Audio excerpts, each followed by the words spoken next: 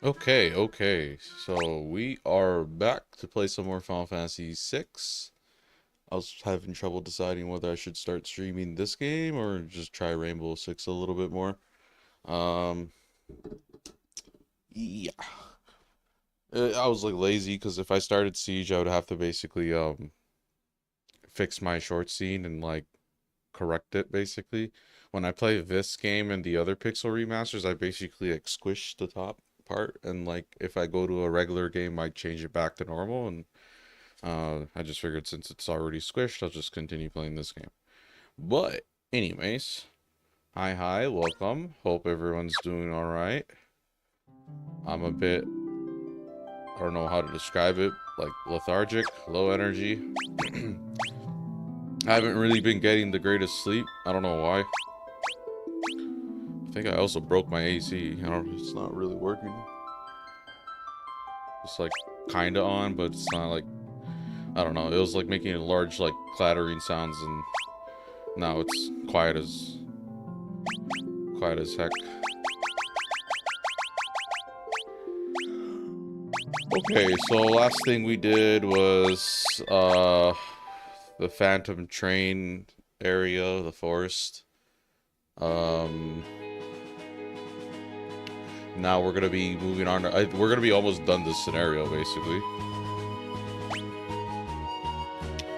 Gotta make sure certain things are okay. Oh yeah, I was just spending that time doing like a render for the shoutouts thing. So shout out to my subscribers, all the new and the old. Should work. There you go. Added all the new names. Yeah, I think this has a limit of like 500 or something. And then it's also people that make, I don't know specifically what it is that makes it show or not show, but that's why I just say it's like if you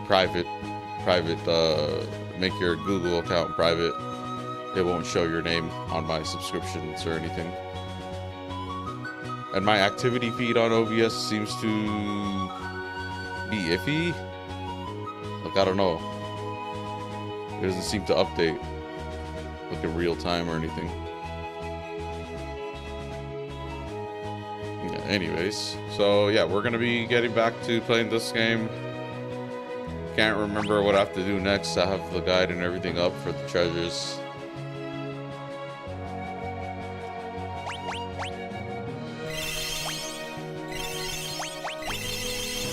It's telling me to unequip Shadow. I'm assuming he's gonna leave me just now, so go ahead and do that.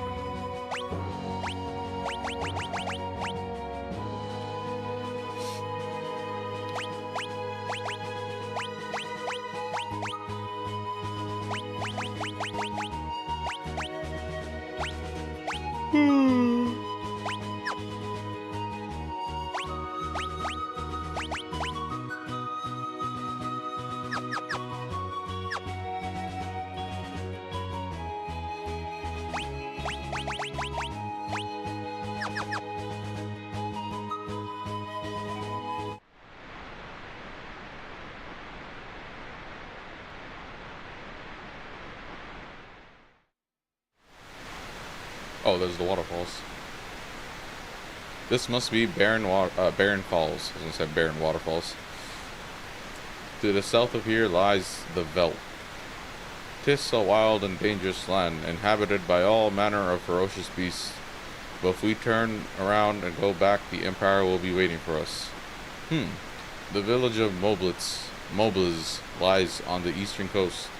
If we can make it through the Veldt, we could head there. I have served my purpose. Shadow! Thanks for your help. Let's team up again sometime. Right, we kind of knew that was gonna happen.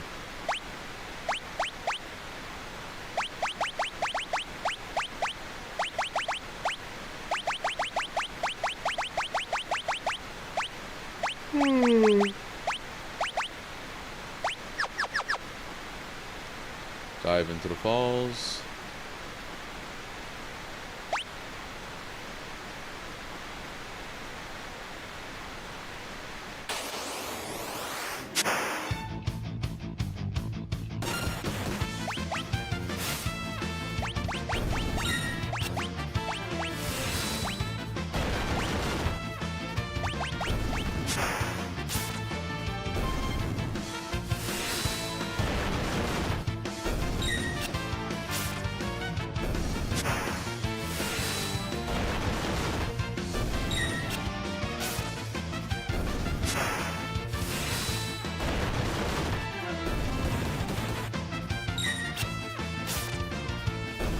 Yeah, I feel really weird.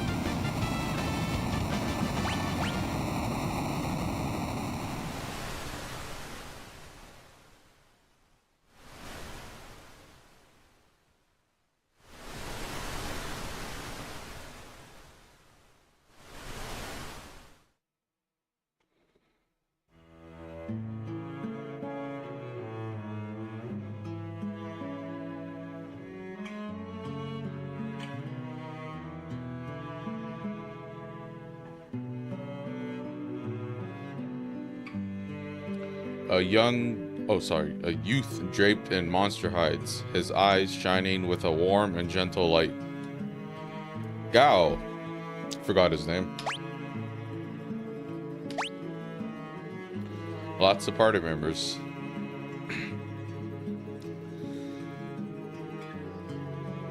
Who are you? We just ran away.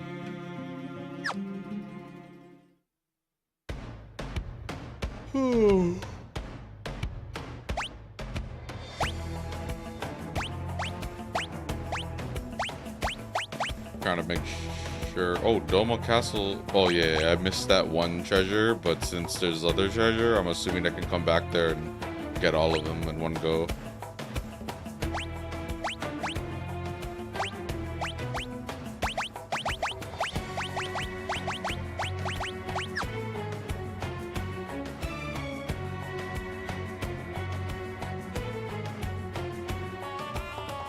Yeah, overworld music's different.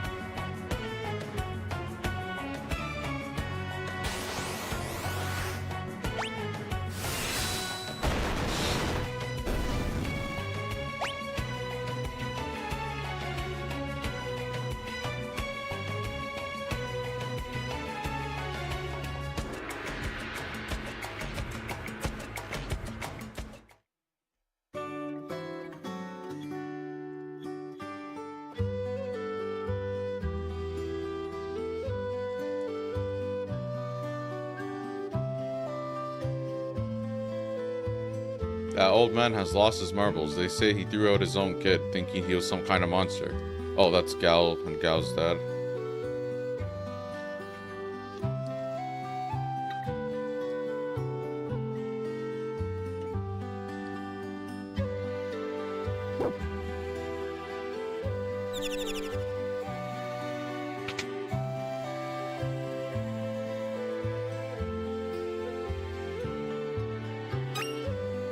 I think this guy, oh, okay, I do remember. That guy's important. Well, not that important, but comes to use later on, I think. Oh. We have everything already.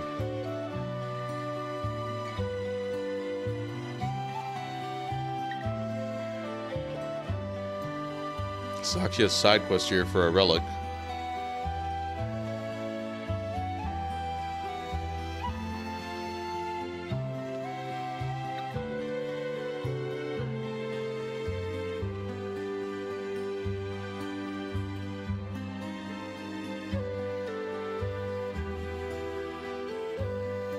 Wow, they're just quiet up there.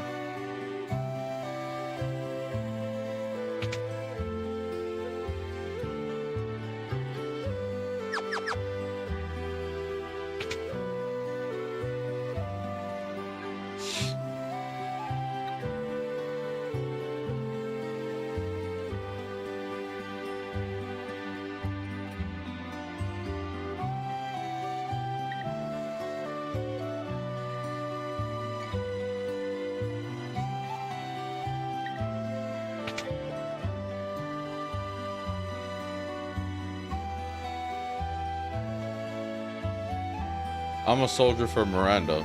When our town fell to the Empire, I was forced to join the Imperial Army. I tried to flee rather than help them attack Doma, but they came after me. I barely escaped alive. Now I can't even move. I'll never see Lola again. There's a letter on the desk. Would you be kind enough to bring it to me? Yeah, this is the side quest. There are even more Imperial soldiers walking the streets of Miranda these days, but things are peaceful otherwise. The flowers in the garden will soon bloom and announce the arrival of spring. How are you holding up? Your condition worries me no end. Your condition worries me no end. You could say to no end. I so wish that I could fly to your side and be with you. Please think only about getting better and try not to push yourself too hard. Rest knowing that I spend every day thinking only of you and wishing I could see you. Lola. I'd like to write her back, but I don't even have the strength to pick up a pen.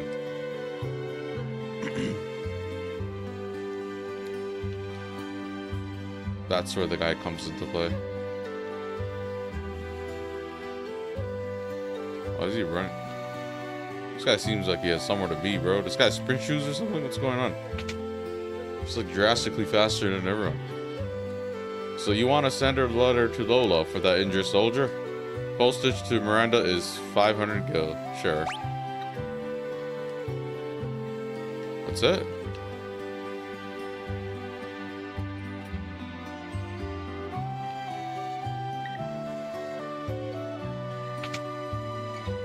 Should probably get potions again because they don't have a healer.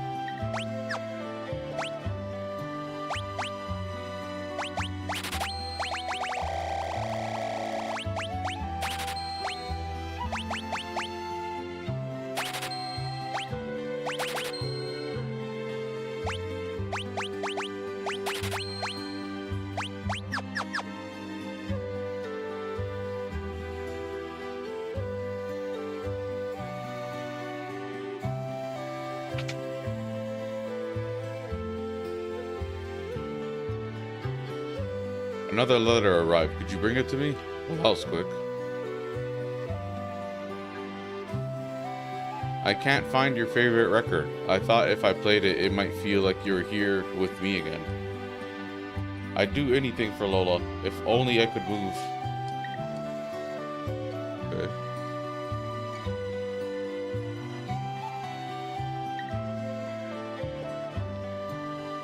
Okay.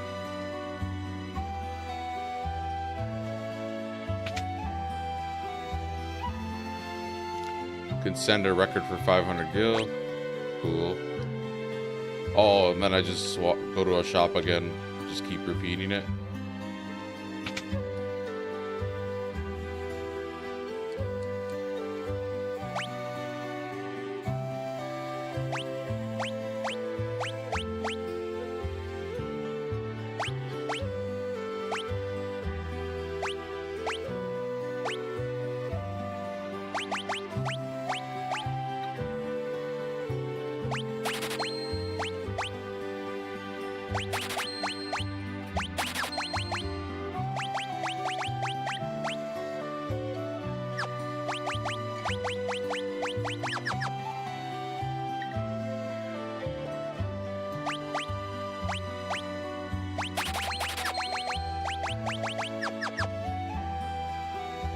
Okay.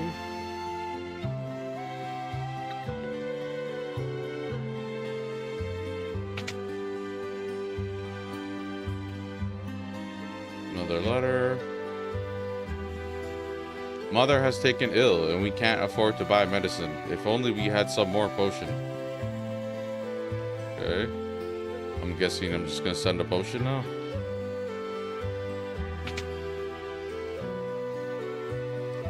Send a potion for 5. Yo, y'all take my money, bro.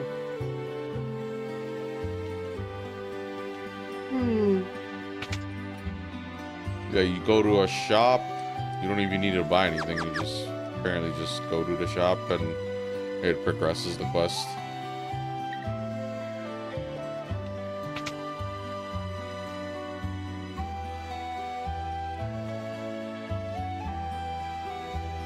I haven't heard from you for some time now. I'm beginning to worry.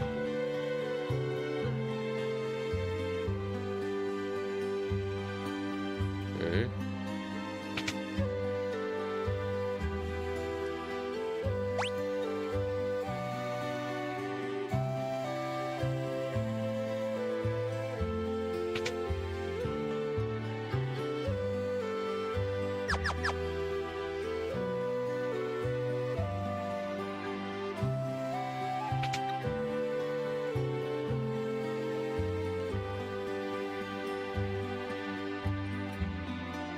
You mentioned the book in your last letter. Someday you'll have to let me read it.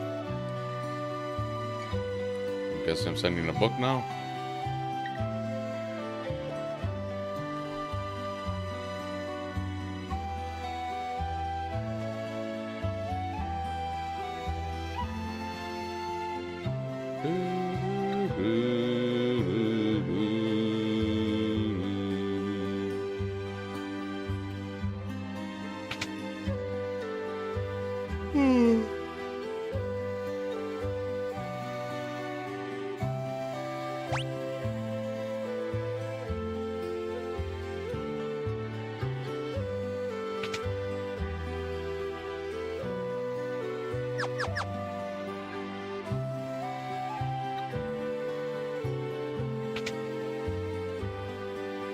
It's a lot of work for this relic. It better be good. I heard you've been sending Lola all kinds of things in my name. I wish to thank you from the bottom of my heart. Please accept this as a token of my appreciation. Tina Bulum. Okay. I want to get better so I can return to Miranda. I want to see Lola.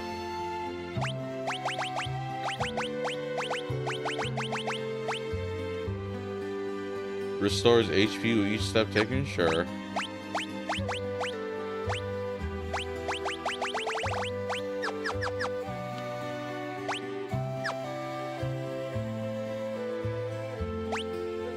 Oh, that's pretty nice.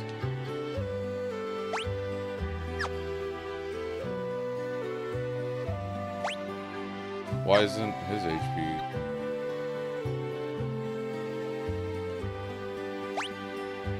It's weird. It doesn't heal his HP? Oh, is it? Oh, it's for only the wearer. Okay. So...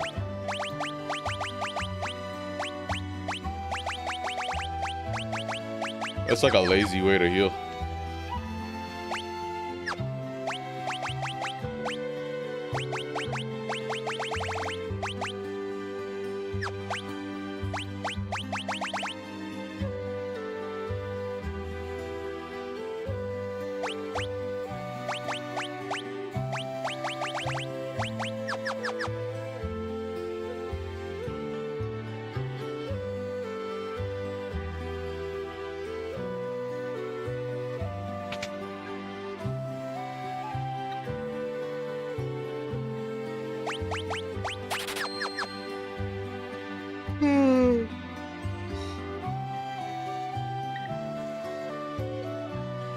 Okay, so now we're gonna try to get the next party member, I think.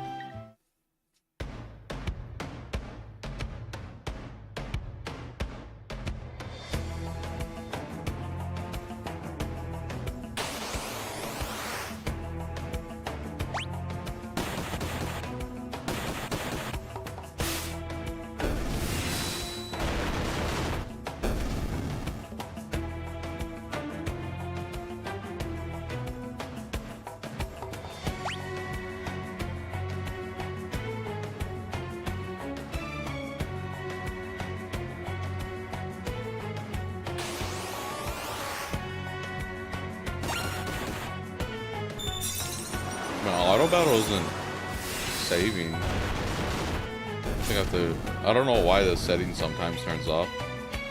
Wow! Give him the dried meat.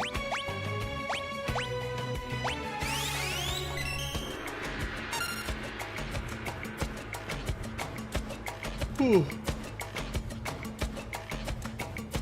Hopping around.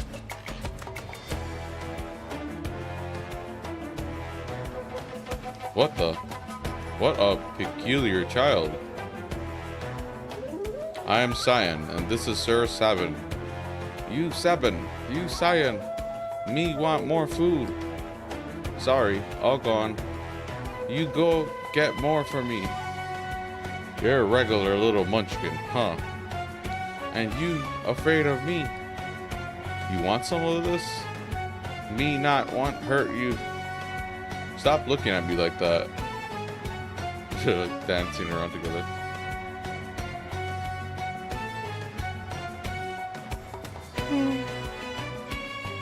You're pretty tough for a little guy. Wahaha. That fun. You strong. You fall for it. Fall for trick. Shut up. Yes, they really want to emphasize that they can all blink now. Oh dear, do simmer down, sirs. And thou, oh wild one, who might thou be? Thou? Thou, thou, thou, thou, thou, thou, thou, thou. You angry? Cyan, you angry me? Cyan, you angry me? Cyan, you angry me? Listen, his family was just whisper, whisper, whisper. Okay? Me understand, me sorry. Gao not mean person. Water under the bridge. Let us not dwell on such things. Sir Gao, I have a feeling we will get along quite well. Wilt thou join us? Oh, Gao give you present. Gao gives Cyan and Sabin nice present. Thanks for food. Right. What manner of rubbish do you suppose he's gonna give us?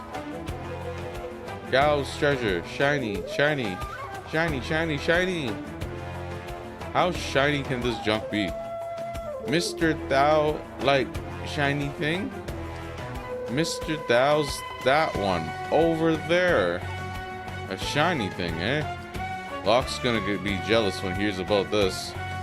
Who, Locke? He bad man? Maybe he tries to steal Gao's treasure. Locke?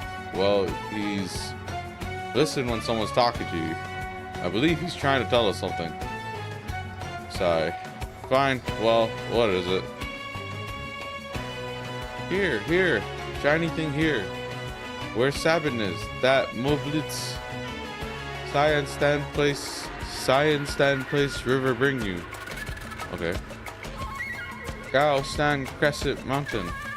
Moon-shaped mountain. Shiny thing there. Well then, shall we be off? We might as well see what is at this crescent mountain of his.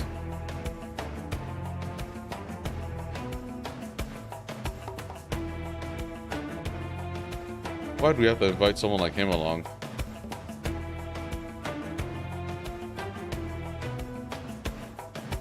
Oh, he's doing the moonwalk. Mr. Thou, hurry up. We leave you behind. I told you before, my name's not Mr. Thou.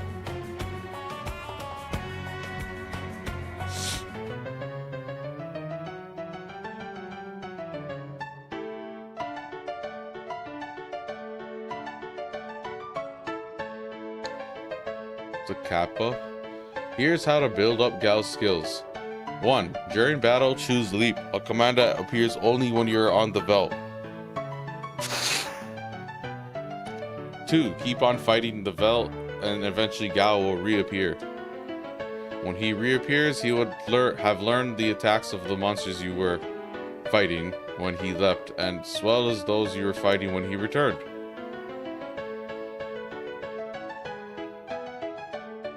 Okay. Choose Rage to have Gao use any of the attacks he has learned. It's kind of like a blue mage. And now, please continue your quest.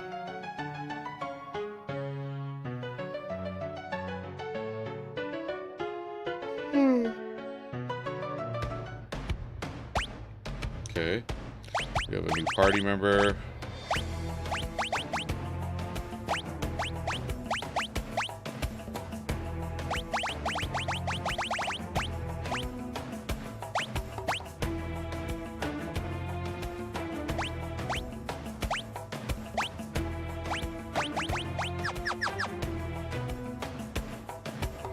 Okay.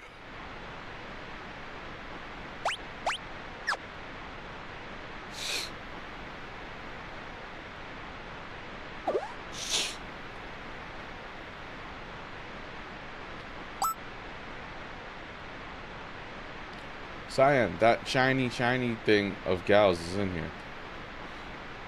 And where exactly might it be found, Sir Gal? Gal, forget. Shall we look around? Seems we have no choice.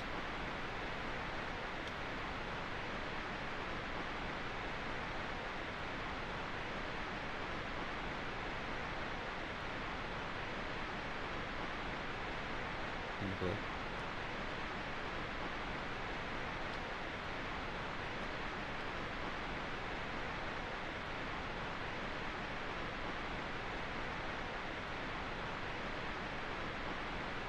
A potion. Could this be Sir Gal's treasure?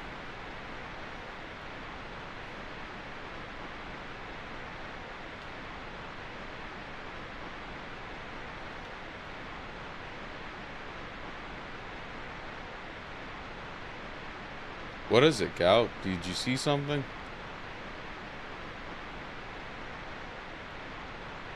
Wow. Gal, my money pouch. There was 500 gil in there. Gal, you little... Oh dear. Sir Sabin, please let it go for all of our sakes. Gal, go.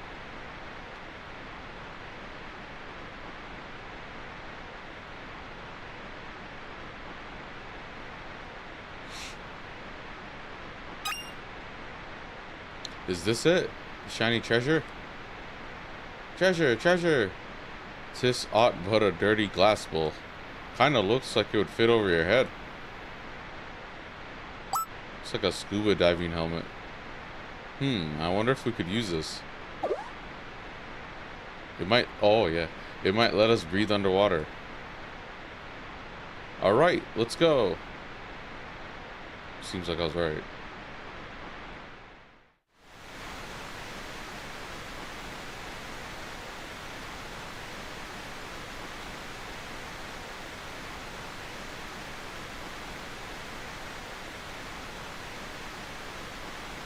These rapids look quite rapid. No kidding. But it's the only way to make it in time to meet up with the others.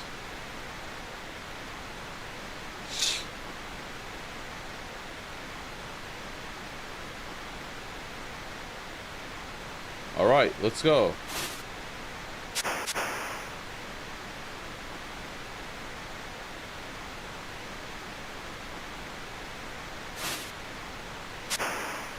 Leap of faith.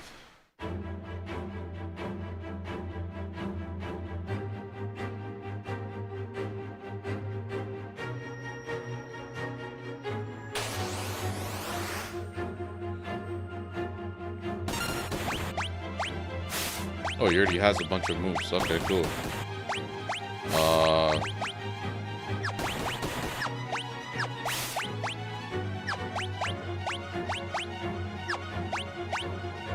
I don't know what any of these mean or do.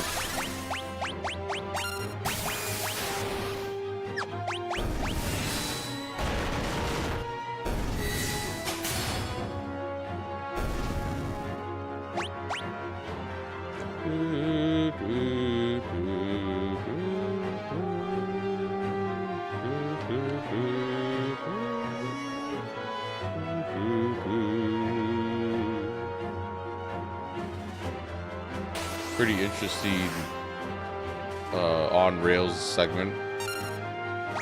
This is the second one so far.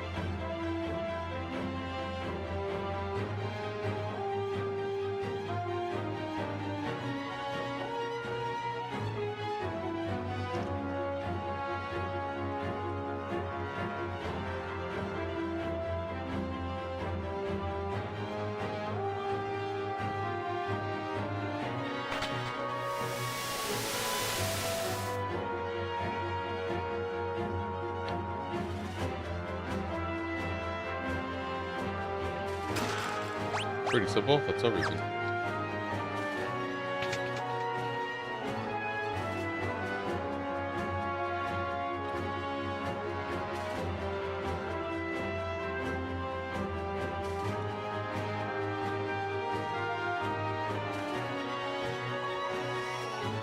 Oh, we're headed there. Okay.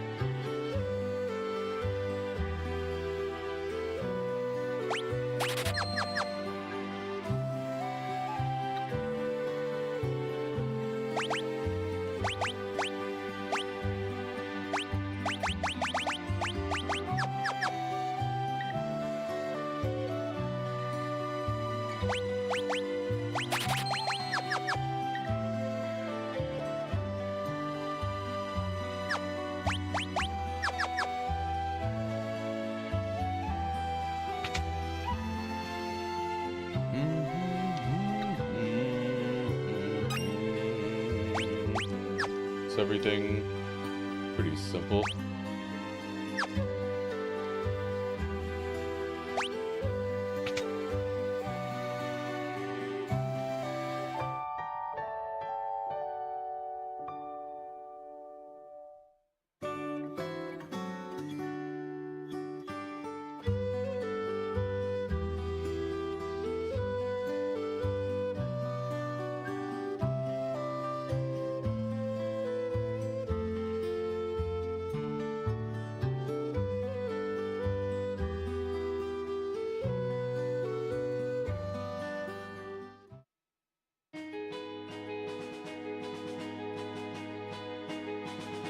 The point of this? Yeah, we're stuck here. Okay.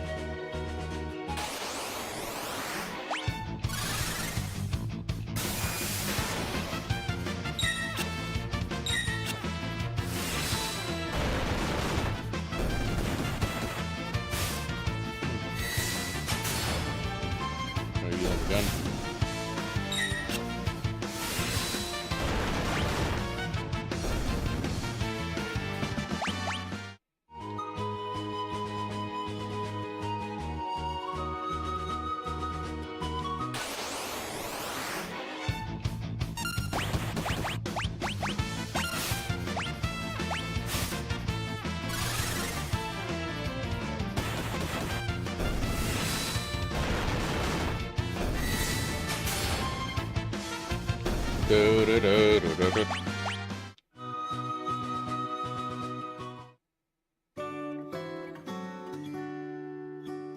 Oops.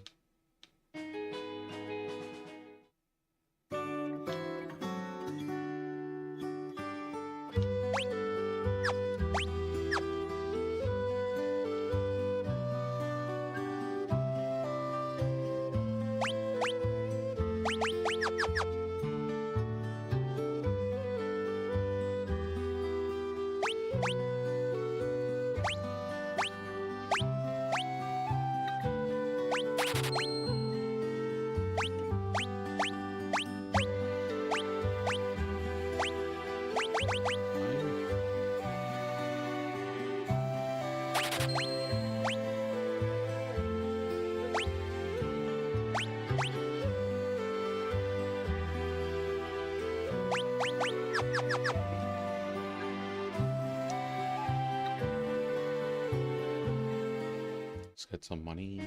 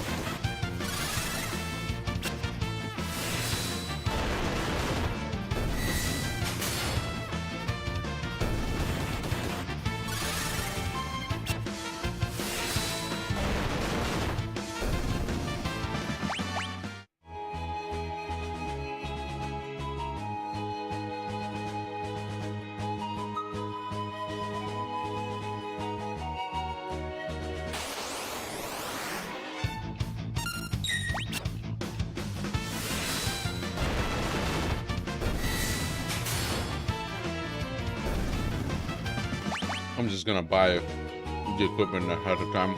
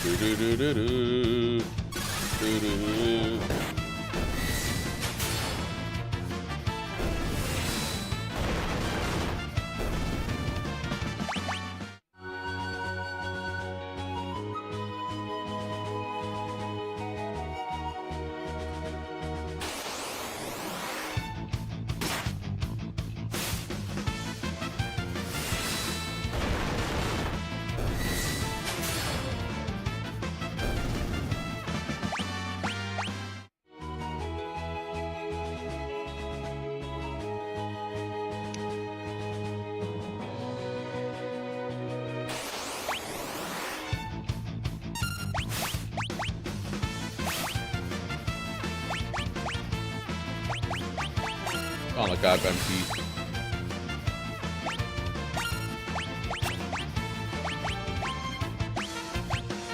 Ooh, magic tech armor. Oh wow, that's cool.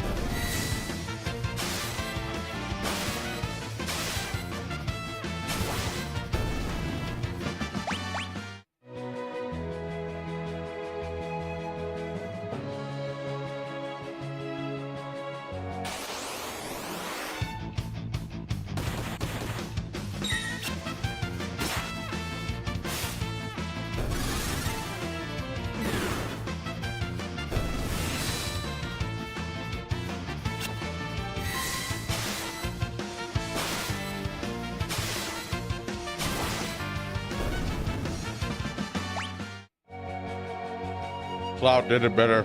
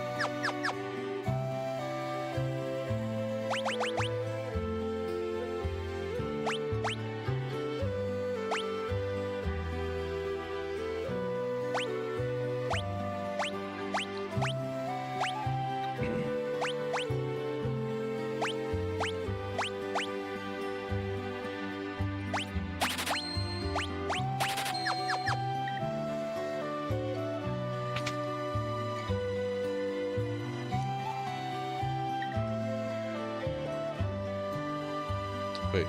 No, that strange man lives in the little cabin near the left. I helped deliver his son 13 years ago. It was a problem birth. The mother didn't survive and the man couldn't handle the loss. Went loony, he did. Thought his baby was some kind of monster and threw it out. Poor little thing never had a chance. Yeah, they're talking about Gao. Feral youth.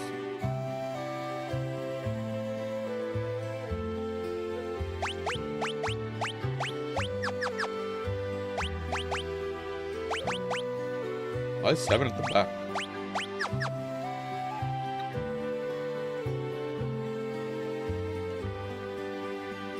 How dare thee, licentious howler, off with thee. Oh, don't be a stick in the mud, let's just have some fun. Hey, do you like these? I call this one Humpty and this one Dumpty. What is she talking about? Humpty Dumpty? San, you're being too thin-skinned. Thou are unaffected by these charms. One of the benefits of all my years of ascetic training. Really, is that what it is? I'm like pretty unfazed myself usually. Oh, don't leave me standing here all alone. Enough of that. A woman should have modesty and decency. The sign's about to get cancelled. And rant. Oh, Cyan.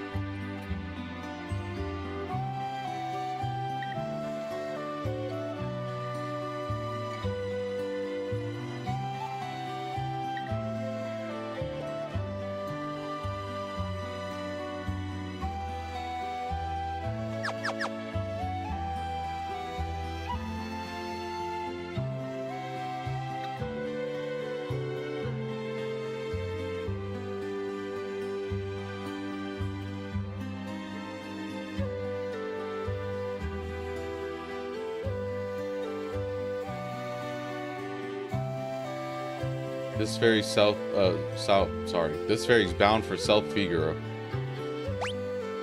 Okay, hold on. I will be right back. Enjoy my BRB playlist in the meantime.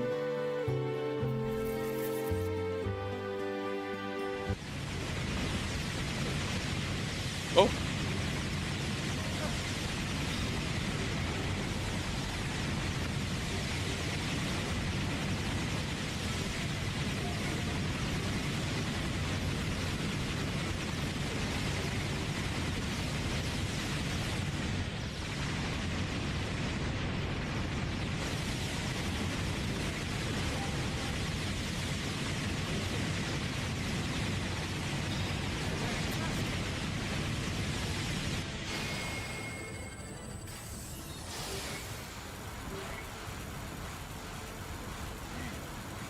All of them. All are gone. Wow, that's awesome. Just wipe the whole map.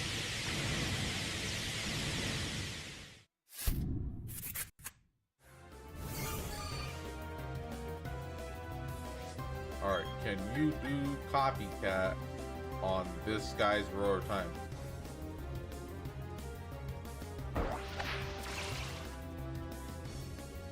Yes, you can. Oh, yeah. Let's go. Fuck you, bitch.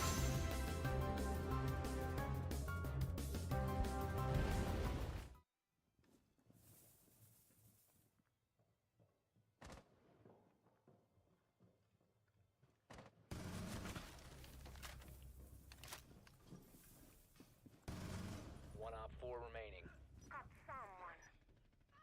Op 4 has located a bomb. You know what to do. Op 4 eliminated. Main stairs, he's already. Both of them are here. Both of them are here.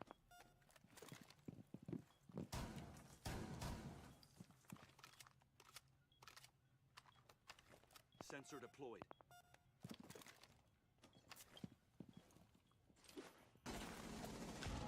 Op 4, last stop standing. Sensor deployed. Still here, right in front of me. The Nook. Friendly is victorious. Hostile Bringing back year one strats, alright? Oh, evolving. Okay, cool. Arabia. Nice knowing you, man. It's good and all that you're, oh yeah, your final form. Oh yeah. But now you are officially on. Oh, you look cool. You're officially on the chopping block, though. The first legendary that comes along. When you're in your second form, you had a chance. I would have held on to you until you evolved in this. But now, you've completed your run. It's time to retire. Come on, bro. Gotta match up with me, bro. Another Geodude? Oh yeah, you deserve it. It's smack. You're a ninja-themed kid and you use Geodudes? You could have even called one Mac Chop, like a ninja chop. No. You could go with like so many other Pokemon. I mean, not so many other Pokemon. It's not like you have a lot of choices, but you should go with Pikachu. You should just turn in from Ninja Boy to Pikachu Boy. And just have a Pikachu roster. Oh, come on, man. What's with these encounters? And it's a Geodude. Come on, bro. You can't make this shit up. What the fuck? Testing apparatus destroyed.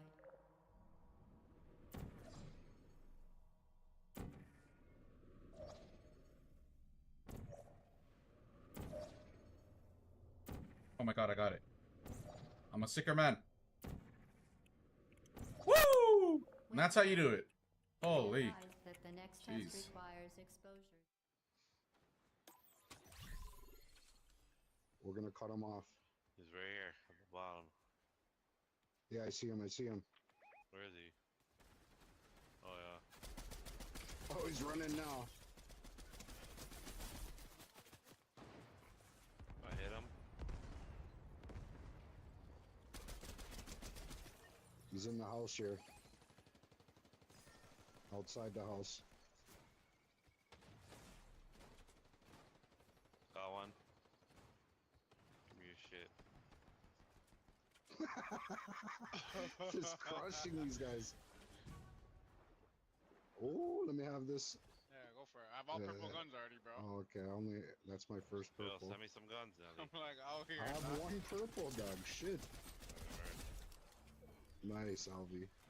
You're stuck. Bullshit. Dodge it, bro. Just tank everything. Just done. This you're done. Fake ass champion. Fake ass champion. Use Thunder back, bro. It's not gonna do shit. Already got 2 Thunders on. Whoa, barely. We're charging each other up. I'm gonna overcharge you to death right here. Done. You're done. Yeah, use your healing, you cheater.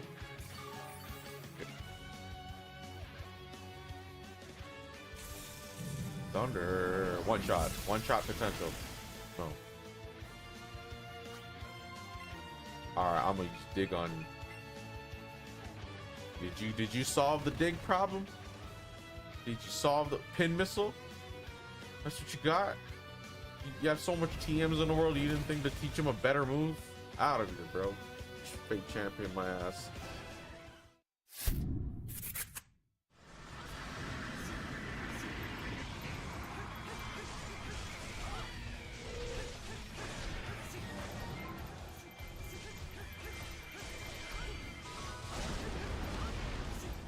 How you running, bro?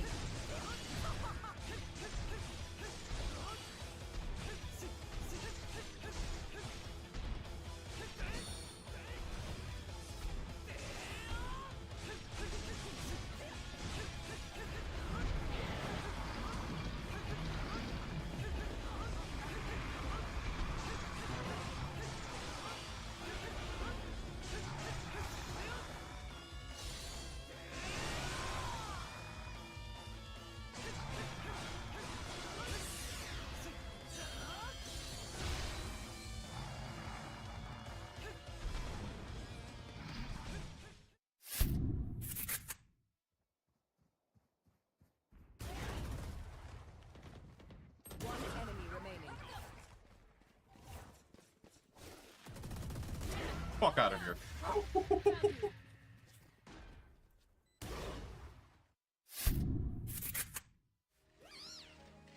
Whoa, what is that? Pokeball design mushroom. Among Us? What? Is this thing? This thing is name is Among Us.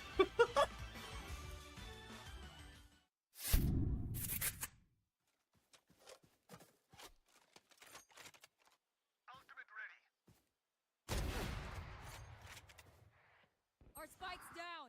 I'm out of here. Spike down. C. That's 3. Go, go, go.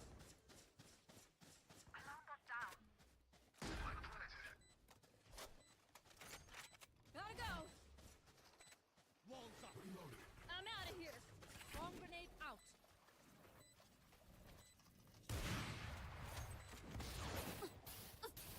I'm out of here. Bomb grenade Fucking out. burn me alive, buddy.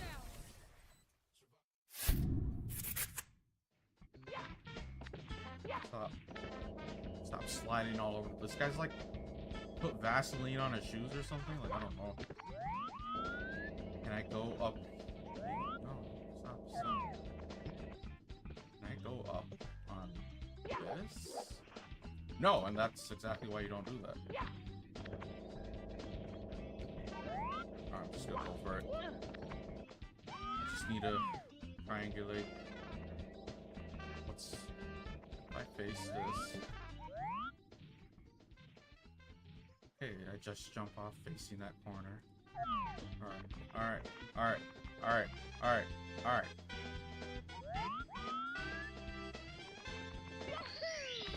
Yo, that's a serious fail. Yeah, oh my god, bro. I'm so shit. Ooh, so it's a guaranteed catch. It's kind of like a Master Ball effect. Nice. Sick. Wow. That game was pretty good. Beautiful. I like Pokemon Sword. No, my giant. Oh, it's shaking. Ooh. I need to like And then the click. get on click. Pokemon Violet. Ooh, nice. Sick. There's just simply so much games, man. Like I don't know how else to like. It's like I say it a lot, but it's like a mountain of video games just before me. Doggos, It's pretty thank you. daunting, not gonna lie. One of you get in my ball. And just the hour requirements too. No, Like come back. a lot of these games No, are they flew into easily the over sunlight. 24 hours, so that's a whole day's worth. So that's like, I don't know, just thinking about like trying to do the math. It's not like I can go do it all in like 2-3 months.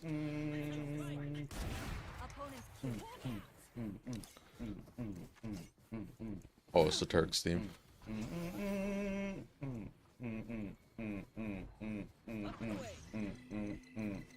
Yeah, this is why I like higher sends, because the way I'm using the op here is like I'm like in scope scanning stuff.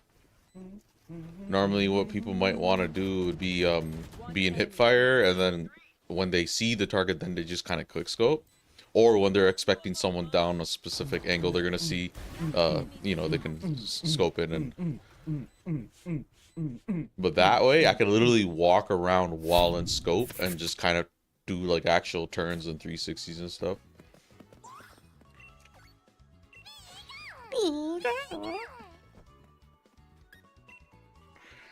Well, we have a long way to go, man. This kind of like, Alright. it's really doable because like even if I wasn't streaming, I would basically like go through my backlog no different, right? And like I'll just find time to game here and there and whatnot, Where? and just ultimately, you know, you'll put in the hours, and then that's different too because well, not different, but like it's I'd usually do like 100% and shit, Pikachu looks so... like or like get all the achievements and stuff. This is cute. It is cute. It's like making Pokemon like with a pet mechanic like Nintendogs or something. Okay, cool. I think this design looks cool. Overstored, revolving. We have a long way to go though. Third bird There's- form. even in, Raven- like, Raven beak. if you look at like the Final Fantasy series itself, it's Corviknight.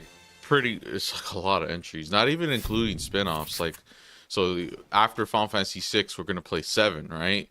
But 7 itself has Crisis Core Reunion and the remake, which I'm not gonna play right away. I don't even have Crisis Core, I have to buy it. And then 8, 9, 10, and then 11 is so I've been thinking a lot about actually going through 11. It's the only Final Fantasy at this point I haven't played. You know, it's an MMO. It's easily going to be 500 plus hours. I do have to pay monthly and stuff. So what I'd probably do is same thing as Final Fantasy 14. I'd pay for a month, and then in that month, I really just have to, you know, like it's when I do it that way, where I like only really just play that game in the month. It's pretty easy to put like a good like 300 plus hours in it, you know. And if anything, I could do even more, especially if I'm playing it a lot. I was kind of hoping that like Absolutely. I was kind of Start from the hoping left. like with the streaming That's a set thing, of African masks that were I collected would during my travels to the little by continent. little They're quite rare, and increase used in the traditional hours tribal I'm spending ceremonies. playing video Moving on. games. The next And item then is as a the Red result, Forest stag like that was hunted in me the Scottish Highlands. tackling The one beside it is the a replica of backlog a is tapestry, which depicts the events leading a up bit to the more Norman realistic. conquest of England in 1066. So like there's 24 hours in a day. Realistically, I'm up for like 17 of those hours. Like, hold on.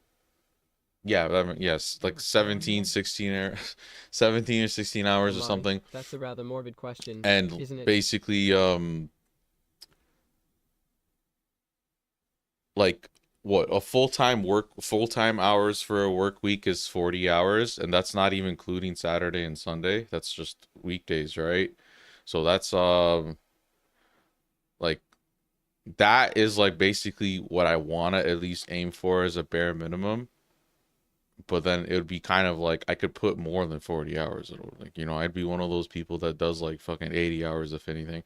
But that would be also potentially including every day of the week. That would be a really easy way to kind of bolster the hours and stuff. What was the controller? And then like basically I know it's probably not the greatest idea. Like I'd get burnt out, or like I'd probably need like a break or like whatever. Because even that, like, yeah, you're playing video games and stuff. So see, that's another thing too. I thought like since those video games, it kind of wouldn't really count. You know, like when you work a job, it's like different kind of considerations. You're on the clock. You have like certain expectations and stuff, and like, you know, you can't fuck up here, there, whatever. If you're dealing with customers, you have to, you know, be mindful of that in that sense. And then you have a duty, responsibility, and you're kind of like held accountable. You answer to someone too, and then basically you kind of have to be honest, it's not really that difficult when I actually think about it. Like for me specifically, you make mistakes here and there, it's whatever, but there's a lot of jobs that like you can kind of eventually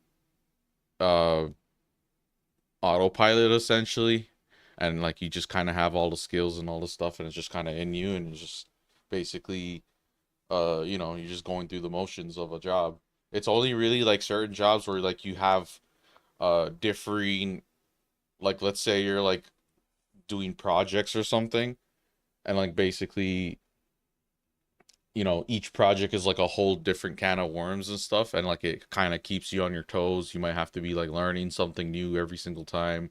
You know, there might be a bit of like risk associated with it, or like, you know, you might have to like basically have your shit together for the most part. If you're like a manager or something, someone with like some sort of leadership, where you're like in charge of people, supervising people or whatever, that also could kind of like, you know, from the day to day, you can have all sorts of different things kind of like, you know. But in the context of what I'm doing here, when it comes to me and the game, like single player, the only real thing a game will throw at me is like a challenging stuff, like a challenging segment or a boss or something. But then like most games aren't even that hard. It's not like I'm playing Sekiro or something, right? And then on the flip side, multiplayer games, yeah, they could have all sorts of things that can kind of wear a person down. It could be pretty stressful and stuff. So that could be something that be like harder to grind, I guess, for a lot of people. But like for me, it's like I've been doing it anyways, and I've been doing it without getting paid and stuff and whatnot. So it's like, what's really the difference? It's like me just asking myself to just do what I was already interested in doing regardless, and now it's just kind of like a different kind of context, a little bit more. I don't know if professional is the word I'd use, but you know, a little bit more expectations, a little bit more things to consider now. You know, it's not just me quietly playing a game to myself. You know, so it'd be me playing a game. Maybe I'll be in a party chat talking to friends, but there's no real like pressure or expectations or anything there. And then it's like, oh yeah, I'll like have a trophy guide or something, or you know, a walkthrough, or if not that, I'm like trying to practice a fight. You know, I'm trying to memorize this or do a puzzle or whatever it is a game is going to be like throwing at me. It's like all of that stuff is just kind of like, it's kind of like nothing to me. Like, you know what I mean? Like, it doesn't really like demand too much from me. To an extent it does, obviously. It's like now that I'm trying to like multitask it, like me trying to play this game and then trying to follow a guide, and like I'm also like just thinking about the, oh, I gotta heal up, I gotta equip all of my stuff or whatever. That's like already kind of enough to like stimulate me and have like time fly by sort of thing. But then having like a chat, trying to think about what people are gonna ask, this, that, whatever, what I can comment on, and then my brain just kind of has like a separate track that just kind of exists. That's why I like deviate, detour, and just go on tangents sometimes, right? And like there's no like rhyme or reason or like rules to like how I got like, oh, you're talking too much, you're playing too little, or you're playing too much or talking too little. Like something like that could potentially be a problem, I guess, like a bit of a balancing act. But then it's just kind of like, I don't know, if I feel like talking, I'm talking, right? Like there are certain games that are a bit more conductive to that too. Like if I'm playing a shooting game like Siege, there's a lot of downtime in Siege, like transition screens, looking for a match, prep phase, choosing your ops and stuff, ban stuff, whatever, like all of those kinds of things. Basically, you're just dead time, or like I could kind of easily just talk to chat and just pay attention to what people are like saying and stuff. But then if it's like me actively playing the game, then it's kind of like, oh, like sometimes it really depends. Sometimes I autopilot the game and like I could actually juggle a chat with you know, and I do kind of have experience in this sense, because before streaming I did have like I used to do like the party chat stuff on PlayStations, like Xbox and stuff. So like I used to always really be in party chats with like friends and whatever, and like, you know, stuff like share play, and like I would be like trying to mentor people, try to coach and all that. We'd be talking about the game, we're talking about something else, or talking about whatever. It's like, you know, just it's fun. It's like it's not really like anything serious per se, but then it's just kind of like I'd be playing the game and at the same time just having full-blown conversations with people. So that's kind of similar to what the chatting experience, like talking to a stream, like a chat is like. It's kind of like the same thing. It's like hitting on the same notes. And then like it's basically just you know, I kind of know when I need to like focus more on the game, and I know somewhat like when I can kind of juggle both, and then I know somewhat when I can kind of like focus more so on chat if there's people that are like, you know, talking and whatever. But yeah, like it really depends on the game too. Like different kind of games have different kind of demands, and some games are really easy where I can just autopilot, and some games are actually like pretty demanding of my attention. Just really depends. And that's not really like gonna be a excuse me, that's not really gonna be like a real issue or hurdle or obstacle. It's just it's actually something I think is kind of interesting, because it adds a new layer of it kind of adds a new layer or like a dynamic of like me playing my games now, where it's like, oh yeah, I have people watching me, oh yeah, I have a camera and all this shit just kind of there, oh yeah, I gotta make sure that I'm like recording and doing shorts when appropriate, and oh yeah, I gotta make sure I'm like tending to chat and stuff, and I have all these like reactionary kind of stuff that I could be doing in real time to kind of make things interesting for you guys, like the cat. Like stupid shit like that. Like, and I was gonna like hotkey some of these and then just gonna be like using them when appropriate, but I haven't really gotten around to like actually, assigning anything in particular. But like little by little, I like build stuff up for OBS. Like I just kind of keep adding stuff. Like the most recent thing I did the shout out thing recently. I just updated the shout out list, so we have 3 new names: Jose, Pablo, whatever, Ashley, Altus, and I don't know how to say the name, but well, because it's not really, it's just a bunch of random letters. But I was trying to say it because I'm an idiot. It says Stilset, or like STWSET, or whatever, right? Just there's like all these like weird things I could be doing to like make the streaming more engaging, interactive, entertaining. It's not just me in the bottom left corner just talking with the game in the background. I just have all these dumbass animations like that. Or we've got my dogs with the branding. We've got Cloud running in circles. We got Yuri clapping. We got green screen kind of effects too, like the Pikachu Fortnite dance. This one's goated. I really like this one. Or I like this one, Pikachu waving. It's pretty cute. But yeah, like there's just, it kind of adds like a new dimension, a new layer of things, and just like it's still taking I don't even know if it's like something about getting used to it or if it's like a skill, like, you know what I mean? Like it's like, oh no, it's just because I'm like new to it or whatever, but it might potentially be something of like a skill, like a multitasking thing.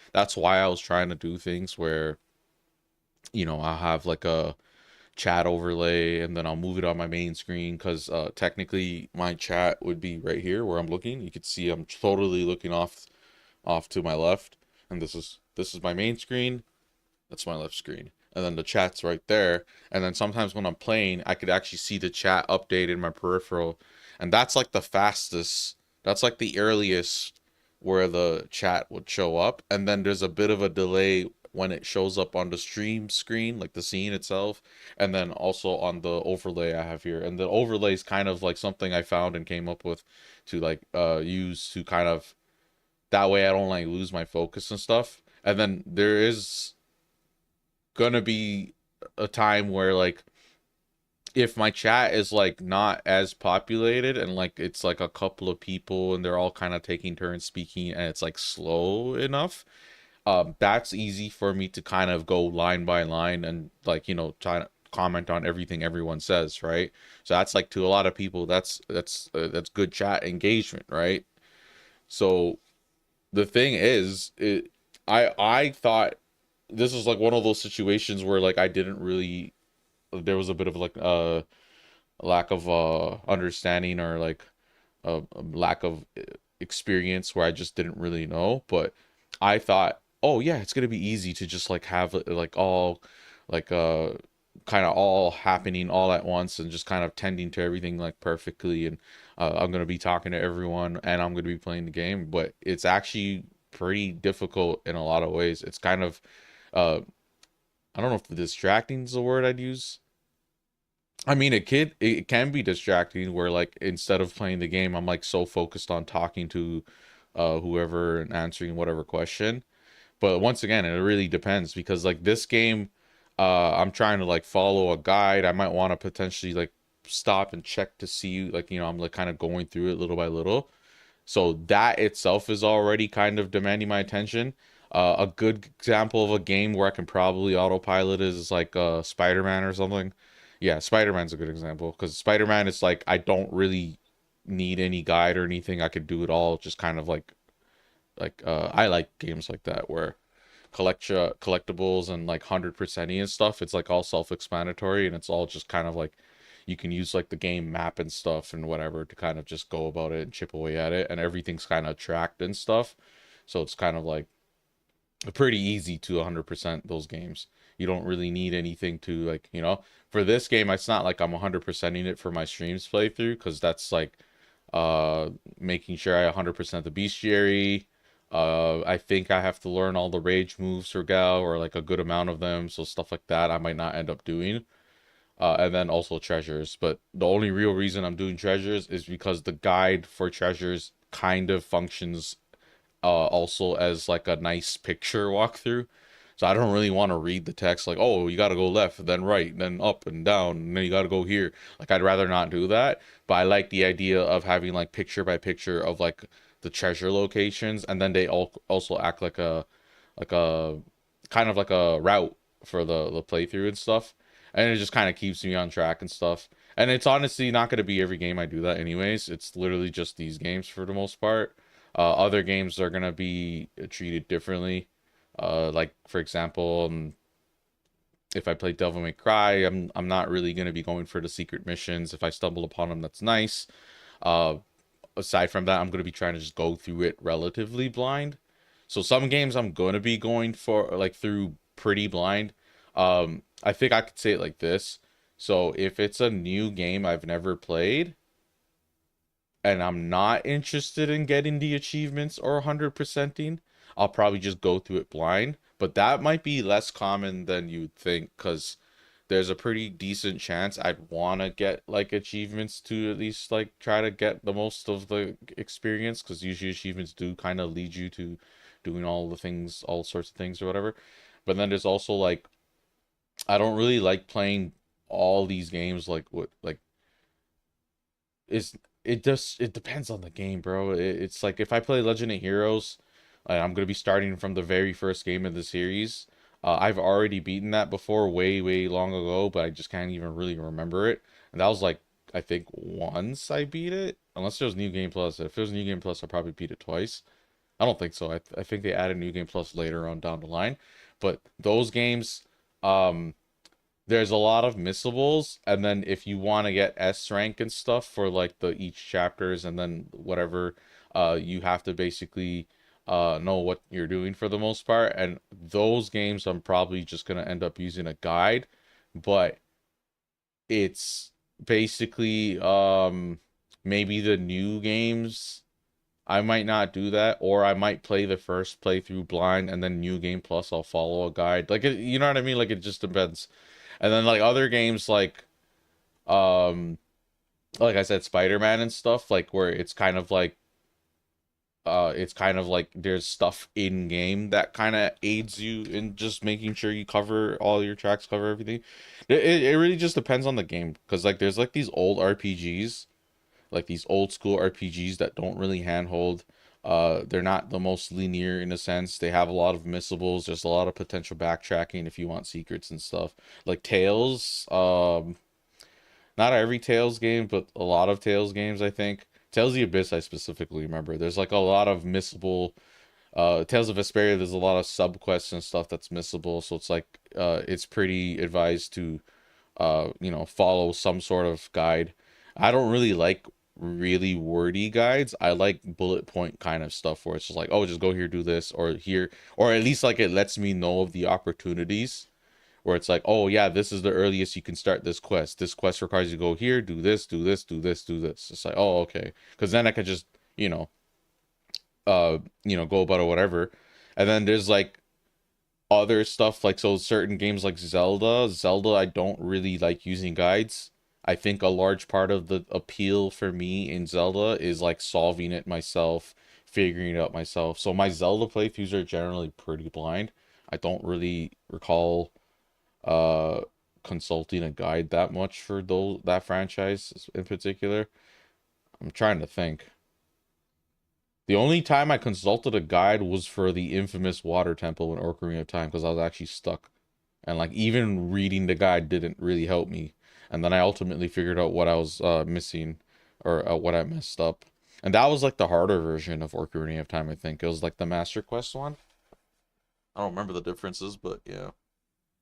But yeah, basically it's just like, as we kind of go through these games, like I could say at least for 6, I'm just going to follow Treasure Guide. Everything's going to be straightforward. It's a linear game, self-explanatory. I'm not going for the achievements because I already have all of them. If I did go for achievements, the amount of time it would take for each of these games would actually be much, much longer. So we're talking like, let's say me playing through this game will be 25 to 35 hours. It could easily be over 60 apparently, based on my save files that I just saw. So it's like, okay, I don't know what I did, what I needed to do to, like, you know, you might have to grind to level 99 or something. You might have to grind to get all this guy's moves, Gao's rages or something. Like, well, whatever it might be. And then in Final Fantasy 7, off the top of my head, if you do Choboco breeding, that would take really, really long. Not that long, but it actually adds a good amount of hours because you're trying to get the right disposition. You have to go race it, and then you're breeding this, breeding that, and then you're racing those, and it's racing those, and then you're just ultimately aiming for a gold Choboco. Whereas the alternative to getting a gold Choboco is beating the ruby weapon, getting Desert Rose, and then just getting it, exchanging it, and getting a gold Choboco from that dude. And it's just like, yeah, that's like probably what I'll end up doing. Final Fantasy X, there's a to fight the super bosses, the Dark Aeons and Penance and stuff. You pretty much need to be really prepared. There is a Coliseum where you can like grind ability spheres or whatever they're called, those power sphere, mana sphere, or whatever. And then you're basically gonna go through your sphere grid for each character and like either delete stuff and add this or fill in the blanks. And then basically what you're trying to do is max out your character's stats. So it's like 255 attack, 255 defense, 255 whatever. And even despite having that, you'll get your ass whooped by those bosses and stuff. And there's all sorts of different like ways to go about it, different strategies.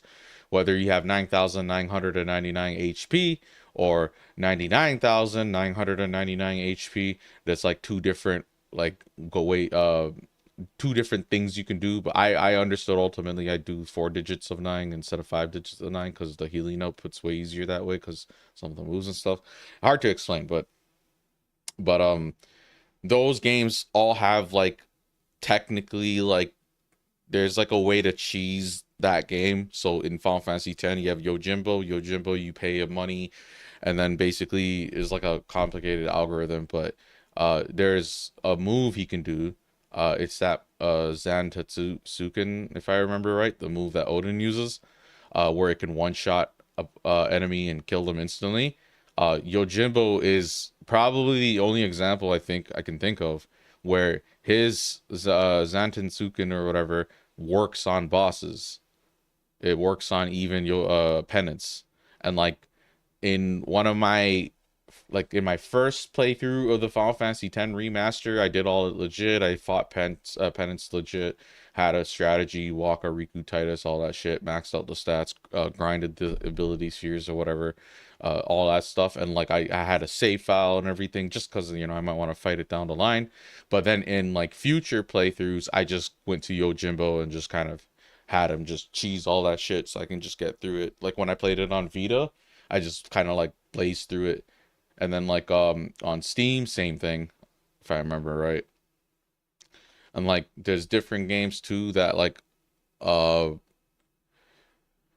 there's just like a lot of games have different. Wait, why do I have? Oh, that's weird. I just looked at my list of games.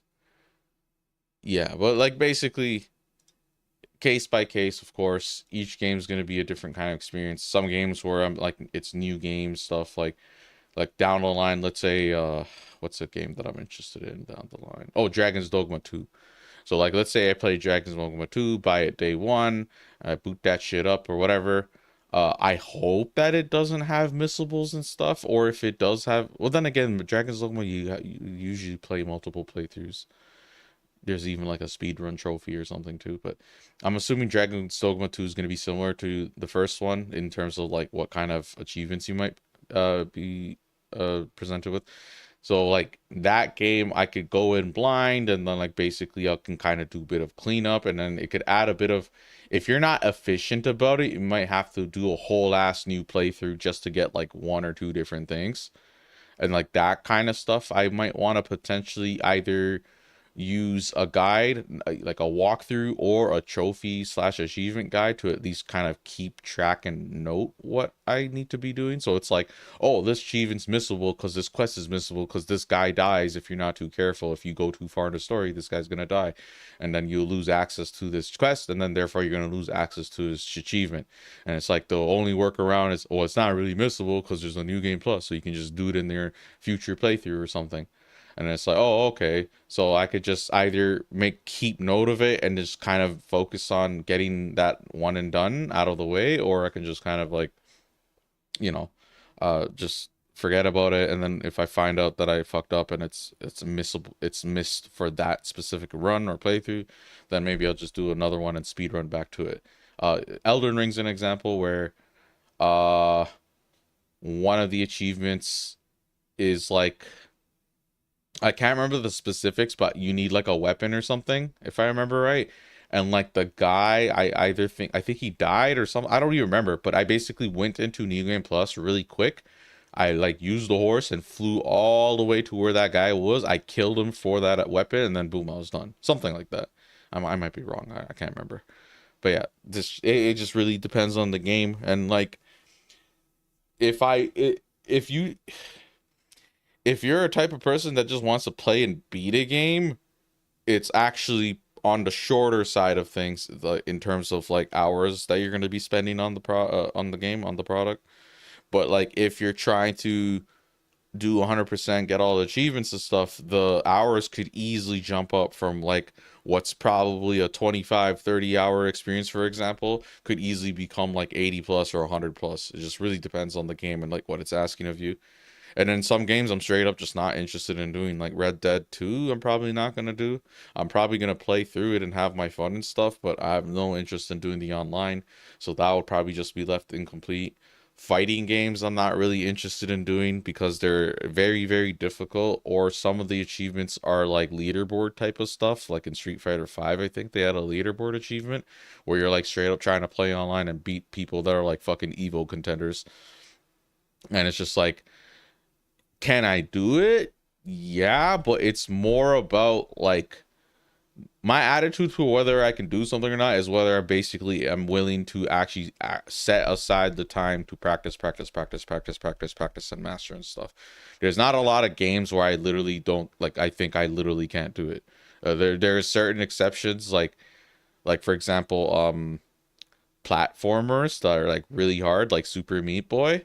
It's like, it's such a performative executionary thing that even if I practice a lot, it's just kind of like luck of a draw. Like, I'll get better as I try to do it and die a billion times, and it's gonna be really frustrating and boring and mundane to someone like me.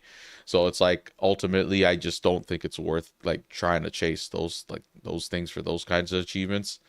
Achievements are just like they don't matter. It's just like, I'm not really competing with anyone when I do achievements. Achievements just are completely satisfactory, self-indulgent kind of thing, a perfectionist thing, completionist thing, some sort of OCD kind of thing, maybe trying to get my money's worth kind of thing. But honestly, with the amount of games set in front of me, it's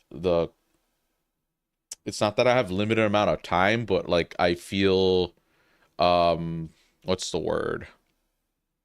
I'm like eager to just get through it all, and I just kind of like might want to cut corners in the sense that like, oh yeah, fuck it, I don't care about this. It doesn't even matter too much, because in terms of like entertainment, so in terms of entertaining me, it doesn't really do much, some of these things. And in terms of like content for a YouTube channel or like a stream, it's not necessarily the most compelling stuff either. So on multiple fronts, it's not the most appealing choice to kind of commit to, like, you know, seeing these things through to the end. And like I already said before, for like Switch games, since I'm probably not going to have the saves or the whatever, I'm probably going to end up like getting rid of the system down the line or whatever. Or if, I don't know. It's like, so those games I just don't necessarily care about 100%ing. But yeah, it just really depends. We have a lot of games to look forward to. once upon a time, me considering the streaming thing could have easily have been me just being like a Valorant streamer or something, or just some sort of shooting game, and maybe I'll jump shooting games, like I'll play this one, this one, this one, but it would have been like really concentrated and focused mainly on that, and like that's what it would have been largely about. And then every so often I'd probably detour to like a AAA release or something, like I don't know, Final Fantasy VII Rebirth or something, and then like maybe I'd stream that, or I might before I even considered not streaming those things and just playing them off stream on my own time.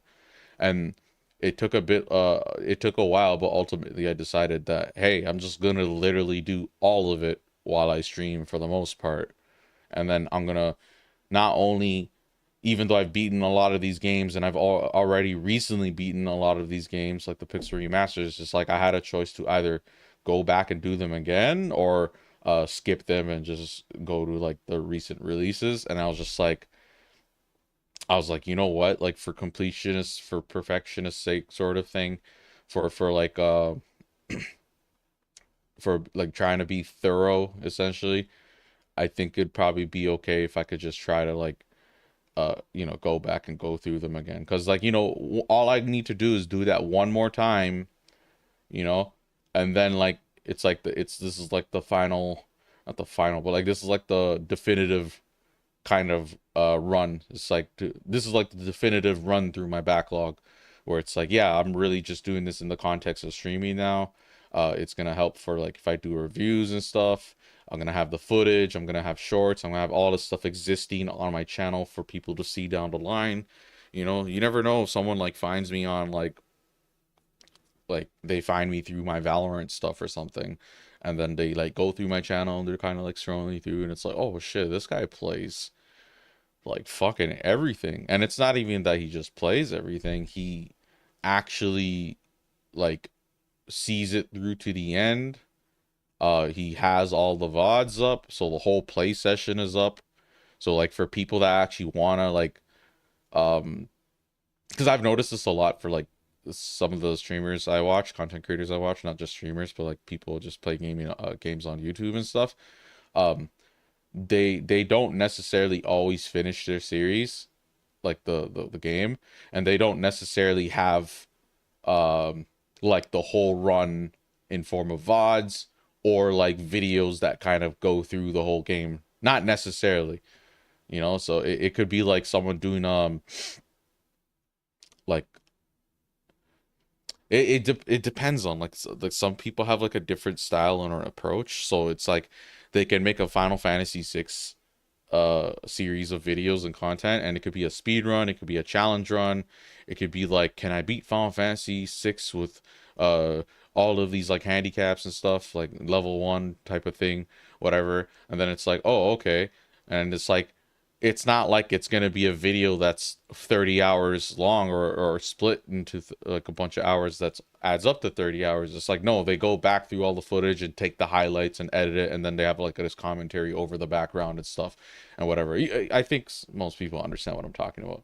Like there's different kinds of ways people take their gaming footage or their overall playthrough and like showcase it to an audience. So on one hand, since I'm streaming, the VODs cover pretty much the whole play session, including breaks and stuff. And then as I'm playing the game, I'm making shorts, which are like really good vertical slice highlights of any sort of moment, of like any sort of like funny moment, cool moment, interesting moment, whatever, right? And then videos is like me recording and not recording, like starting and stopping recordings, trying to capture specific chunks out of the playthrough, bosses, key cutscenes, whatever. And then like ultimately that's like how I'm presenting the game. But then on top of that, like I'll use this game as an example again, but let's say I do all of that. So Final Fantasy VI, I have the VODs for the whole play session, I have shorts for any sort of moment that happened during the play session, and then I have video chunks of like bosses and cuts, like any sort of key moment, key cutscene that I may or may not want to put. And then all together you basically have the whole game and the whole run and everything there, right? But then it's like, all right, if I wanted to come up with different ideas of how to keep making more content out of this game, it could be a speed run. And then it's not like I could stream the whole speed run, so then you'll have VODs of the speed run, but then I could also make a video that's highly edited, highly like produced and all that stuff, with me like doing commentary in the background after the fact, like after the fact of the recording. And then it's like, you know, you'll see it a lot. Like if you see people make videos of like, oh, I'm gonna try to beat Elden Ring with only this and this, and then it's like, it's not like an hour-long video, it's like a 10-minute video, because they're just kind of going through the highlights of the whole run. And then if you wanted to watch the whole run, a lot of the times you can't, because maybe they streamed it on Twitch, and the only way someone else could have got it on Twitch is they download the VOD, or they happen to be there to record it, whatever, right? So it's like that kind of footage gets like lost in the ether in a way. And then it's just kind of like you really just have the final product just kind of sitting there and waiting and just whatever. There's a lot of videos I watch for gaming related stuff where it's like, it's not just let's play walkthroughs type of stuff. It's like them trying to execute a specific concept with the game as like a backdrop. You know what I mean?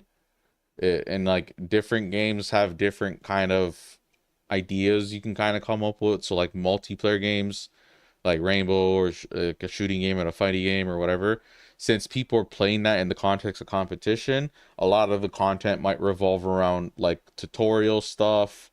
Here's how to do this glitch, here's how to get this cheeky angle, here's how to set up the map, here's how to find the perfect sensitivity, here's how this operator works, here's how Bandit works. Like this is like the ins and outs, like an in-depth analysis of like Bandit's guns capabilities.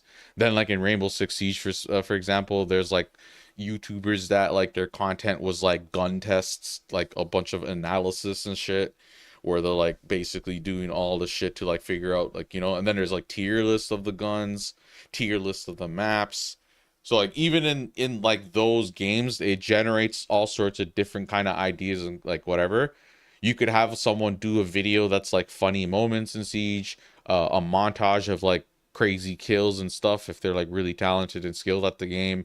There's all sorts of like video ideas that you can kind of come up with that like basically kind of just uses the game, not necessarily just all the footage of all of your playtime like the way my VODs might be, but instead it's like they're taking specific chunks out, and then after the fact they're in post-production they're like editing it and like going through it over, combing through it, and then like kind of seeing what they want to cut out, and they're trying to like really condense and like make a really concise product.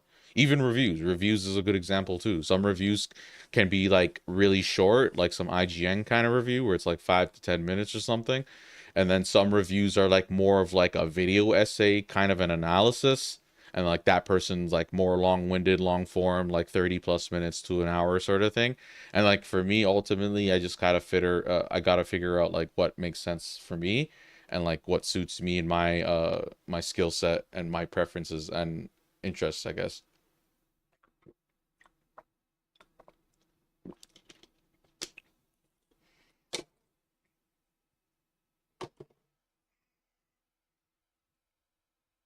Anyways, we've talked enough. We're gonna get back to the game.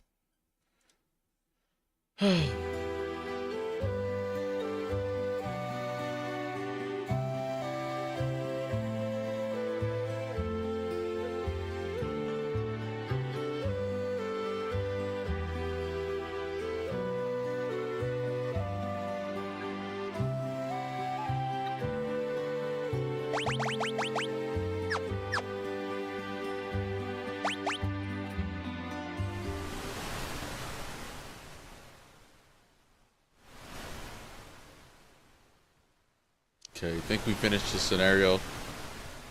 Narsh is just a stone's throw away. I wonder if the others arrived safely. I am sure they did. Wow. The three groups have arrived in Narsh, and now a decisive battle is about to unfold. I understand what you're saying, but you're asking us to spill our blood for you. That's not what we asked, but it will be the result. Ha, you're absolutely right. Bannon, we're asking you to spill your blood. Emperor Gestalt is racing to acquire ever greater Magitech power. That's the reason he wants the Esper that was discovered here. If we allow the Empire to continue expanding its Magitech arsenal, history's greatest mistake will be repeated. That's like broken or something. The War of the Magi. The legendary conflict that laid waste to the world. You're saying it could happen again? I thought humans to be wiser creatures. Not really. Edgar! 7, you're alright. Who have you brought along? I am Cyan, a warrior of the Kingdom of Doma. Whoa, go! The Empire killed everyone in Doma, down to the last child. Kefka poisoned them. Barbaric. Elder. But that was because Doma was collaborating with the Returners. As long as Narsh remains neutral, we have nothing to fear from the Empire. That's not how empires work, bro. Think again. Look! The Empire is poised to attack Narsh as we speak. What? Locke, where did you manage to get your hands on information like that? Celeste here was one of the Empire's, So it is her. I thought she looked familiar. Sir Gal, step aside. The infamous General Celeste. The woman single-handedly responsible for the sack of Miranda. Stand and meet thy judgment, Imperial wretch. Wait! Celeste has promised to join the Returners. She's fighting on our side now. Be that as it may, I promised I'd protect her, and I won't give up a woman I've sworn to protect. Locke, you still haven't gotten over that, have you? I was also an Imperial soldier. What?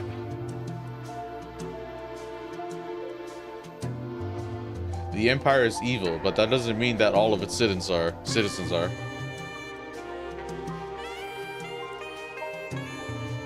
I'm going to have to defer to my brother on this one. The Empire is marching on Narsh. We don't have long.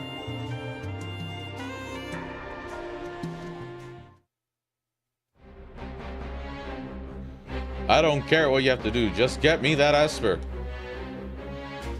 Kefka, sir, what about the civilians? What about them? Kill them all. But sir, Narsh is a neutral city. Idiot. Read my lips. Mercy is for wimps. There's a reason oppose rhymes with dispose. Oh, jeez. If they get in your way, kill them. March.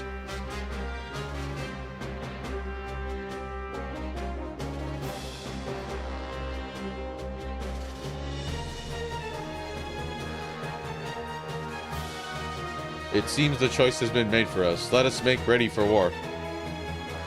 They're here for the Esper. We moved it up into the cliffs above the valley. Then that's where we'll make our stand. Locke has a complicated past. Don't go falling for him now, thinking he was protecting you out of love back there. Don't kill me. Thanks for your concern, but I'm a soldier, not some love-starved twit. So much for my next suggestion. Oh, was he gonna like hit on her or something?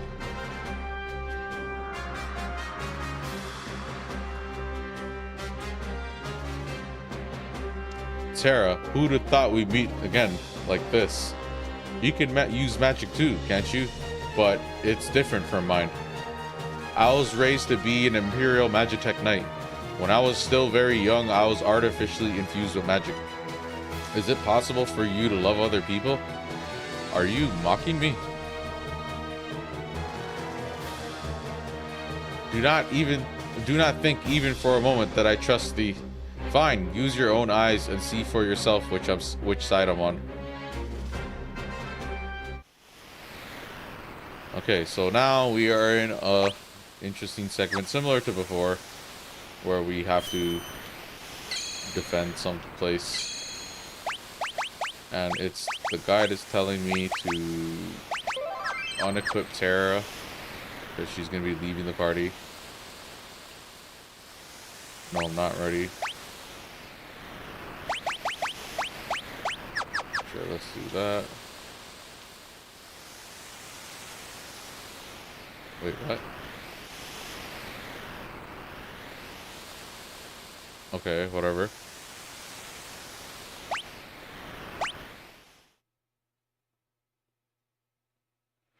Okay, so let's begin this war, I suppose. Protect the Esper from Kefka. Would you like an explanation? Yes. You'll fight using 3 different parties. Use the L button to switch between them. Defeat Kefka before his men reach Bannon, or the battle is lost. After you've made 3 parties on the party formation screen, select done and to start the battle. Okay, so the guide gives me recommendations, but I'm going to deviate a little bit. So it puts Terra at the back here because she's going to be apparently leaving the team. And my main team is going to be the best people because we're going to do everything with them. So we're going to have Celeste, Sabin, and Edgar. And then my second team is Gal and Locke. Yeah.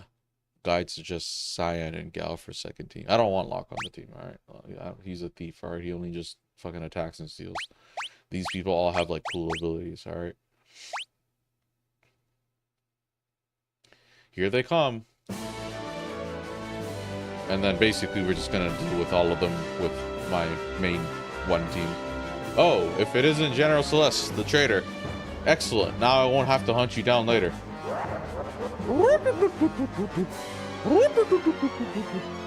Go, get those violet insects.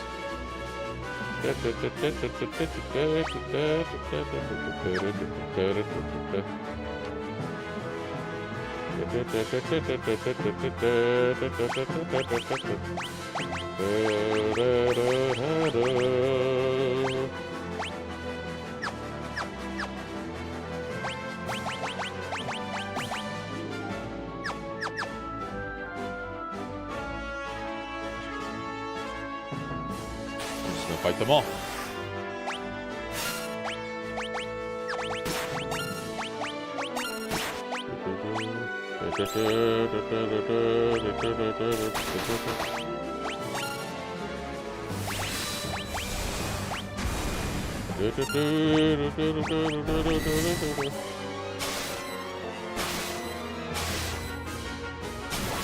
Yeah, Cyan's the guy.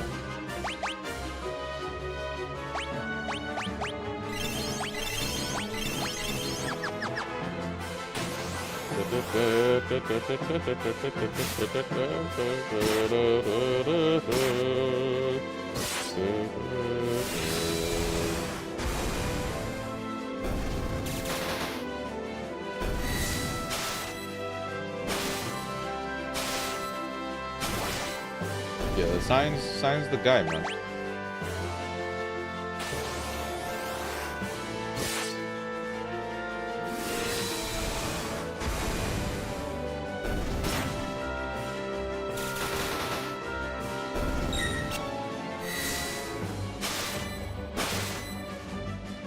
Ooh, he's switching, so.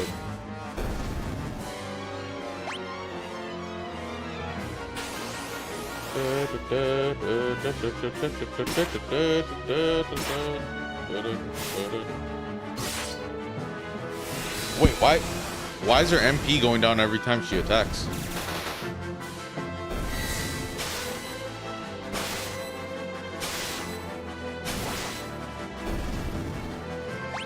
Let's see.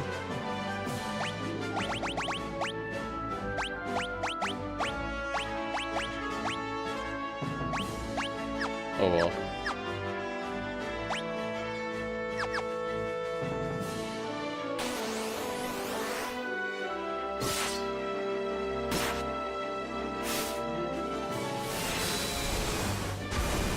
Oh, good.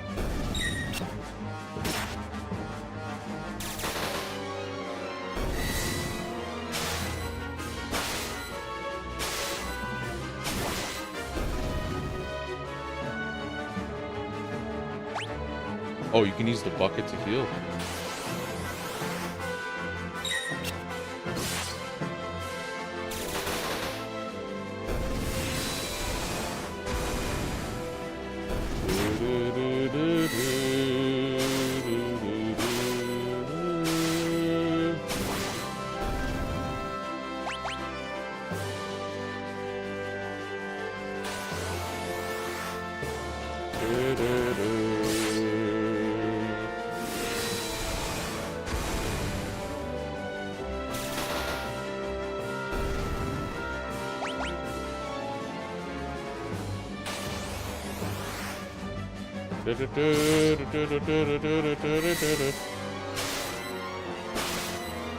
Look at Cyan go, man.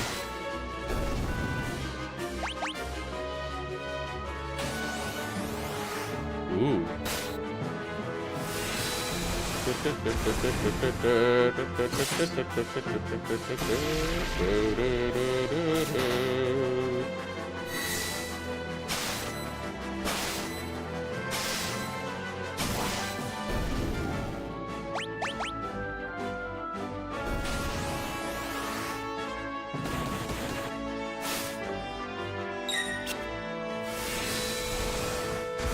Pretty simple. You have a stacked team.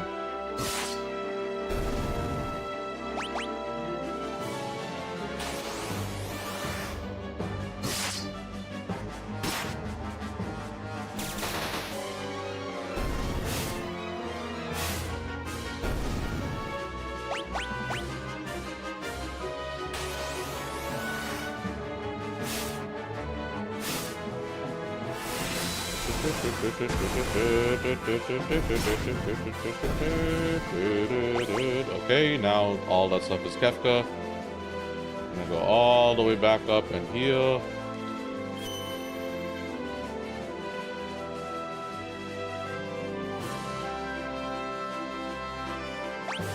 And here we go.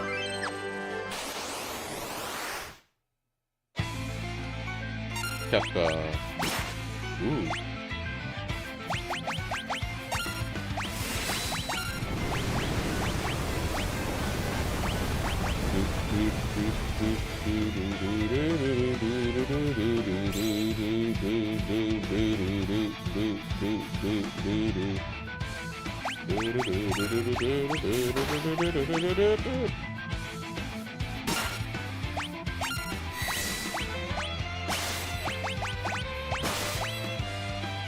Should be able to auto battle this. Because if he uses magic, it's gonna lightning rod to Celeste.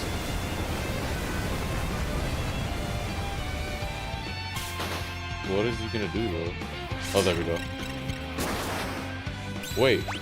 How come? Oh man, your Runic didn't do shit, bro. You had one job, man.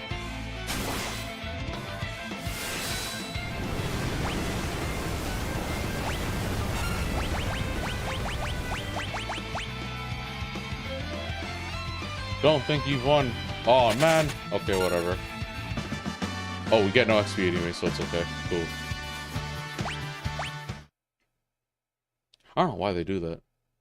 Grr, I won't forget this.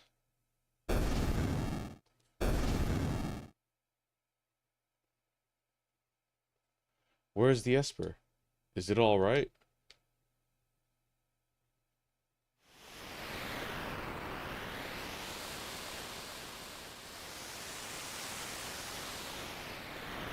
Woo! The Esper is safe.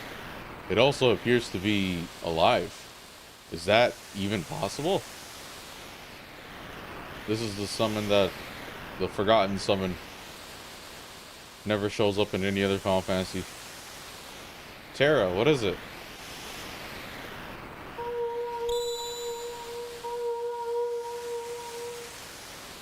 Jeez, Locke almost died. No! Oh, now they all almost died.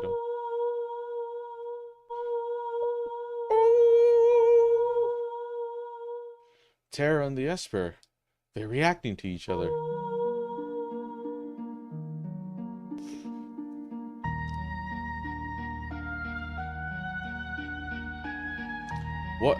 What is this I'm feeling? Did you say something? Please, tell me. Who am I? Who? Terra! The Esper. It's responding to her. Terra, get away from that thing.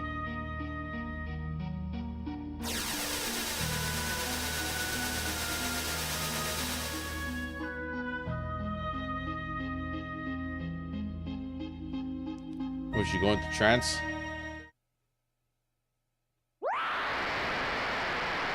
Oh, she just flew away.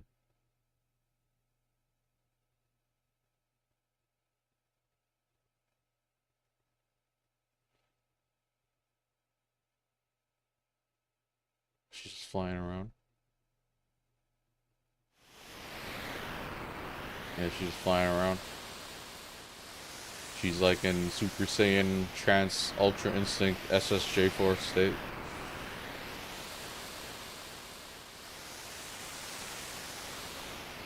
Who needs an airship when he can just be a flying person?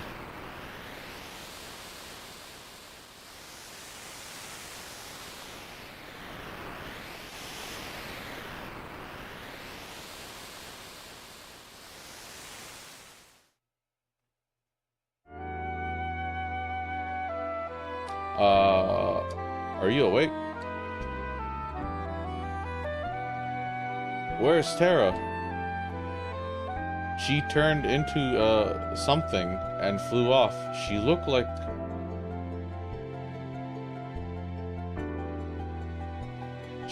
an Esper.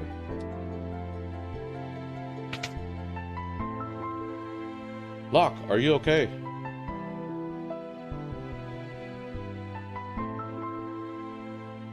Something happened to Tara. There must be some connection between her and that Esper. We need to find her. Witnesses said she went streaking westward across the sky, beyond Figaro.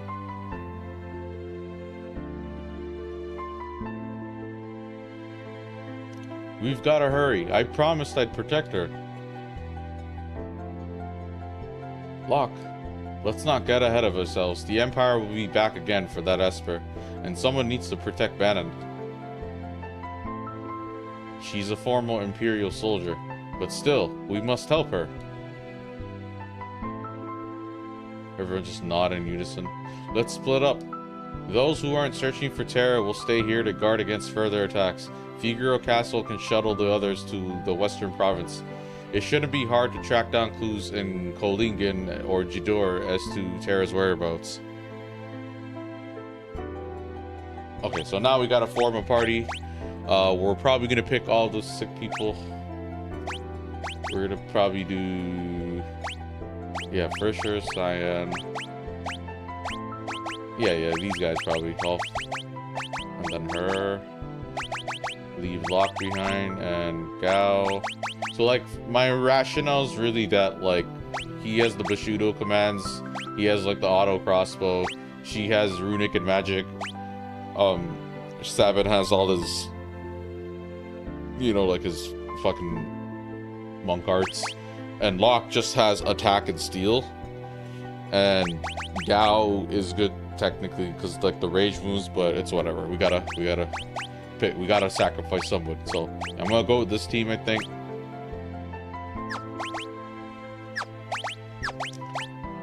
Yeah. I think this is good. Okay, so now we're gonna be moving on to wherever we're gonna be trying to find Tara.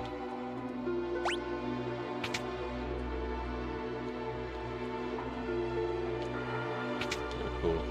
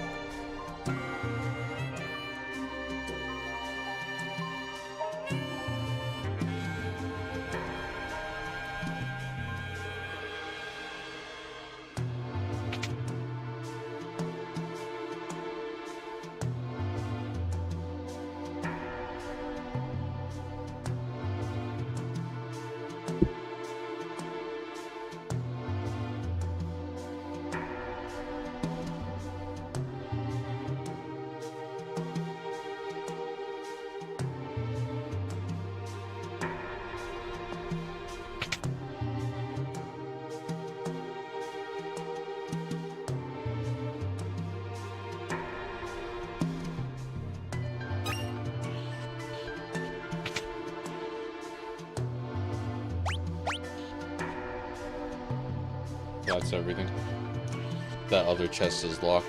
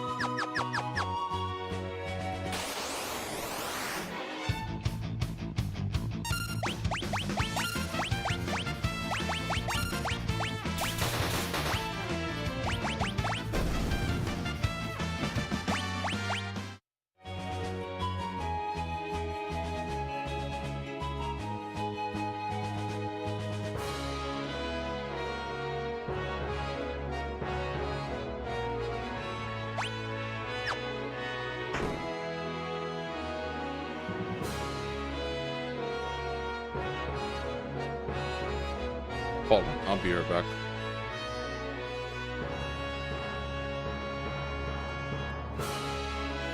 What on earth would make you ask such a thing? Oh, I'm obviously being stupid. Obviously, everyone answers no to that question, even if they did. Anyways.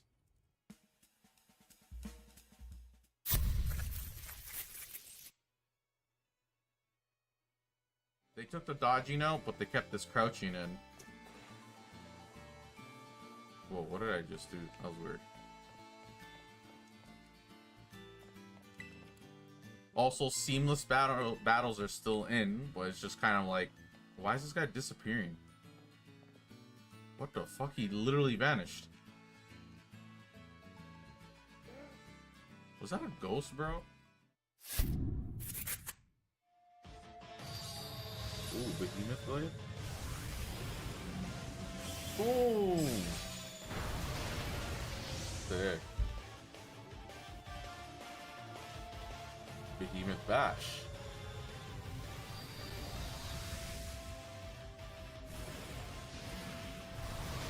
Sick.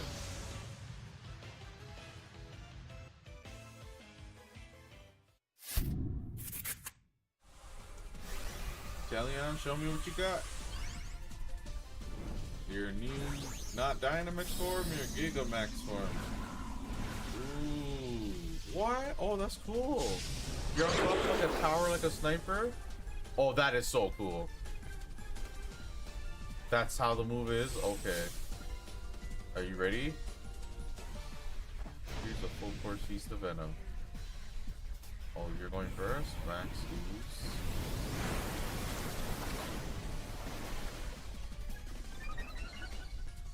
What was that for? Okay, Hydro Snipe. Ooh, that's so sick. He's like sniping. Oh, that's awesome. That he's like sniping on a sniper tower. Look at got shot in the head and blew up and spontaneously combust.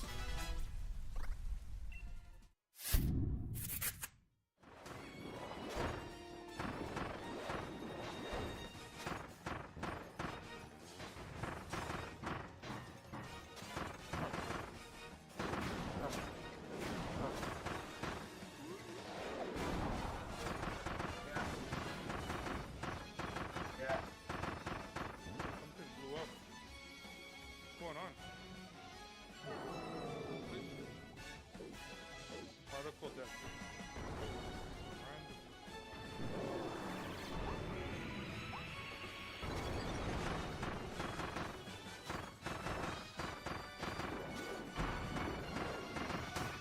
Yo, this is ridiculous. Oh, that's a good deal. I'm like deking him out of...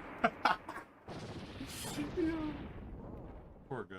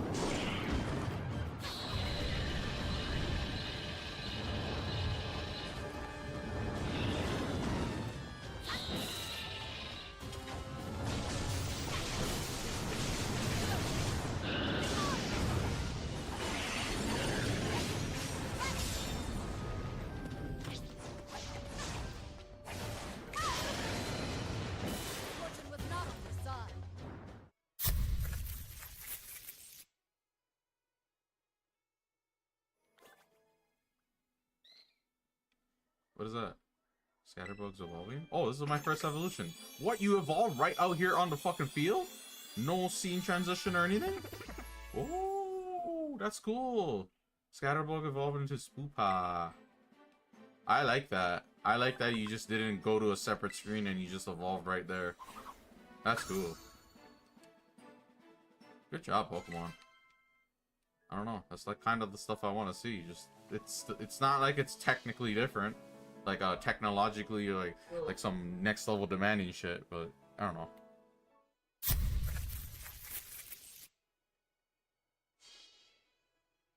Before we can clear the lava.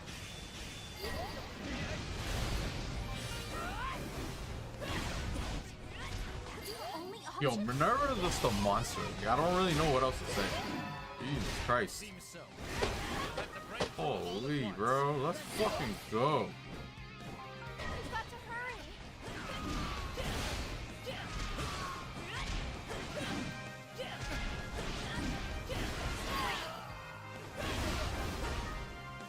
Alright, Leo.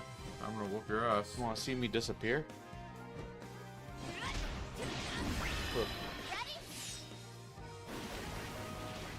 Understood. Visibility. Ooh, nice Visibility combo. cloak. What? Let's go. Boom.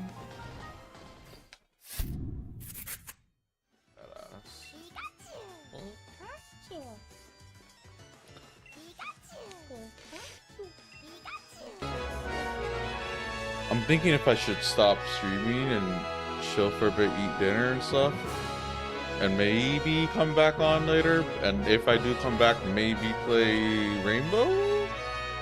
Maybe? I did want to get some games in. Little by little, work towards the diamond. We're halfway through Emerald 4 to Emerald 3, so maybe. I'm glad I started this game though. We could also probably...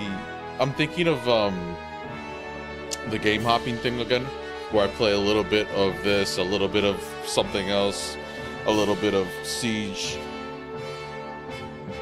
I do think I should start playing my Switch games. Like, let me see. Just cause the limitation of the battery life, it's like no matter what, I'll basically end up in a situation where I have to charge it anyways. So it's like I'll play it. Let's say in a given day I want to stream for like 12 hours. It'd be like 3 to 6 hours would be on a Switch game, and then the battery will die, right? And then I'll move on to maybe Rainbow or Final Fantasy 6 or some PC game, and then like I think it'll work out that way. We have options. Maybe I should just do shortest to longest, or maybe something a little bit more like really mindless and low maintenance. Like we could potentially play Mario. I still have a lot of Mario games to go through. I kind of stopped because Super Mario Sunshine, I'm looking forward to playing Mario Galaxy and the other Mario games, like the Super Mario 3D Land or 3D World or whatever it's called. We could play Bayonetta potentially. Thank you. What else? We could potentially do... I don't know. Like, a lot of these Switch games are actually on the shorter side. Like Mario games specifically. Like Mario games don't take longer than 15 hours, you know what I mean? So that could be an option. We have Xenoblades, but those are long RPGs.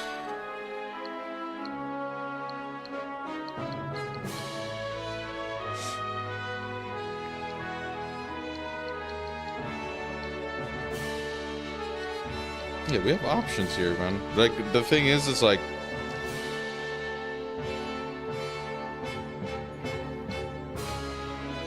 These games I've been playing, Final Fantasies and stuff, they average like 15, 25 hours. And it's only gonna get longer from here. Like 7 is gonna be longer than this one. And 8 is gonna be around the same length, I think. If not... Actually, 8 might be a bit shorter. 9 is going to be around that same length. 10 is going to be around that same length. It's going to be a nice one that gets voice acting too. Final Fantasies get voice acting starting from Final Fantasy X. So at least for the cutscenes, I don't have to like read all the dialogue. I could just kind of sit there and just enjoy the voice acting. We could play Bayonetta.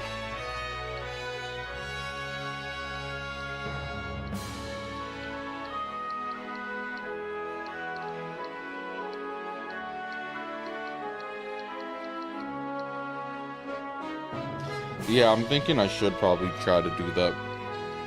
And at least that way, like, I'll be getting like a little bit more different kind of experiences in a given day for streaming. Play a little bit of a shooter, play a little bit of a Switch game, maybe like a platformer, and then play a little bit of this, like an RPG. I don't know. We've got options, that's for sure. It's like... It's only gonna get worse. If I get access to a PS5, the amount of games I'm gonna have added to the list basically is unreal. Like, to an extent, I'm not gonna add certain games because, like, for example, I have the Legend of Heroes games on console, but I really rather just get them on PC on Steam because I want to build up the collection.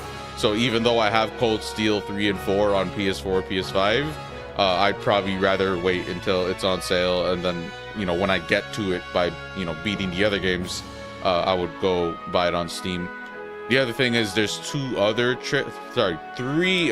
Legend of Heroes games I have to buy. So the Crossbell games, there's 2 of those games, and then the newest Legend of Heroes is Trails to Reverie, which is the latest in the series and furthest along in the timeline. So I haven't really gotten around to playing that yet. That's actually one of my most anticipated games too, actually. I really like that franchise. But yeah, we just gotta keep chipping away at it. So like, let's say if I stream like a little bit every day, right? There's 31 days in a day. I mean, 31 days in a day, 31 days in a month for this month. And then it's just like, I don't know, that's like I could get through a lot, bro. Like, I just really gotta kind of just start chipping away. And then I'm gonna be like, I feel like what's happening is because there's so much options, there's kind of like an analysis paralysis or something.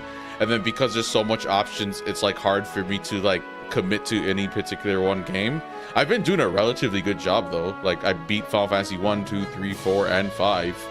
And now I'm doing a little bit of 6, right? Like, kind of trying to change it up a little, because anything that'll get me to like play a lot. And then some, oh, that's another thing. Some games, so these games I can play long, right? And shooting games I can play pretty long, but what do you call it? Games like Mario, like platformers and stuff, I can't actually play them that long. So it kind of makes sense that if I want to get through those Mario games, I should kind of sprinkle them in here and there, like play a little bit here and there. Like, I wouldn't really be able to like So even though Mario games are like 8 hours to like 15 hours, I don't really think I could just sit there and plow through all the levels. I mean, maybe I could, but I usually kind of like take a bit of a break. It just depends, I guess. Super Mario Sunshine is kind of the reason why I stopped. I have nothing really against that game. It's just I remember having like an aversion to that game because of like the water and the controls and stuff, like the flood. And my recent attempt at streaming and playing it, but it wasn't bad. I enjoyed it for the most part, but like I think I would like the other kind of Marios way more, like Mario Galaxy, Galaxy 2, Odyssey, the Wii U one, the Super Mario 3D World or 3D Land or whatever it's called. So yeah, I was thinking maybe I could like sprinkle that in a little bit, kind of chip away at it. Like whatever game I feel like I can't play too long, like kind of just plow through it day 1, day 2, day 3, that sort of thing. I could probably just do it a little bit in one day, go to these other games, and then pick it up again down the line. I guess it really depends. But yeah, I think I'm gonna end stream for now. I might come back on later tonight, it just really depends. Maybe I'll come and play Siege, or maybe I'll start one of those Switch games and pick back up on like a Mario or something. But yeah, we're gonna hop off. I'm gonna get started on making the videos and stuff too, like all the stuff I've done so far for Final Fantasy 6. Like that's another thing too. Even when I'm not streaming, I have work to do basically, because you know those videos and shorts don't make themselves, right? I have to think of like the naming and stuff too. It's not that hard. It's just it could put it's like what's the word? Is it tedious?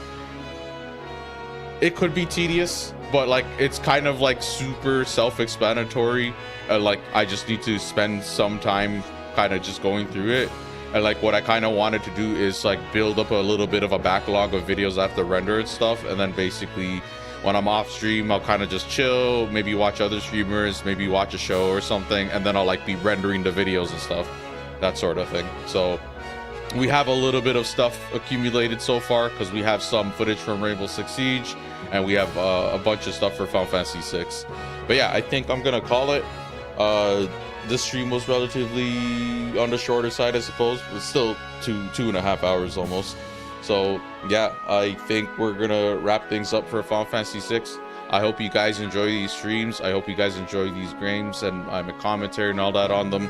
If you're interested in more and whatnot, and you're new here, make sure to like these videos. But mainly, what I really would like out of people is to at least subscribe and just maybe tune in when I'm live. Come drop by, say hi, whatever. Check out my videos. I'm gonna be organizing them in such a way where if you really want to know where, like, you basically go on my channel and go on the home section. It's like the home section is like the gateway to like all of my stuff on my channel. It's like you don't really have to go to the video tab, live tab, or the playlist tab.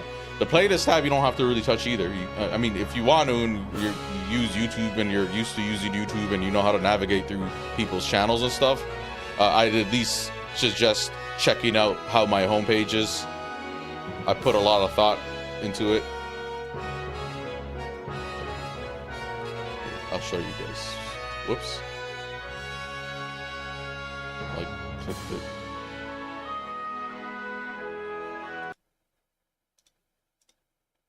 Here, we'll turn that off. Well, we're probably not gonna end right away. We'll kind of like chill and de-stress. Not de-stress, decompress. Now I remember the word. Decompress. Yeah, I usually like kind of doing that instead of like abruptly ending. It's just I don't feel like playing right now and I have food, so I should kind of like chill and eat. And then I don't really know if I want to keep playing a little bit. I was thinking of maybe game hopping. But yeah, here's my channel. We are at 100. We're almost at 150 subscribers. We're gonna be making our way to the end game milestone. It's not end game. The milestones that I'm trying to reach that are pretty important, at least for the sake of like the future of this channel, because I do need to monetize it. I do need to like you know, ultimately try to make this like work as like something I could do for a living. It's not like I'm out here trying to like fucking, you know, make $1 million and like, you know, you get what I mean. But like, it's more just like I need some sort of justification to an extent that hey, this is actually, you know.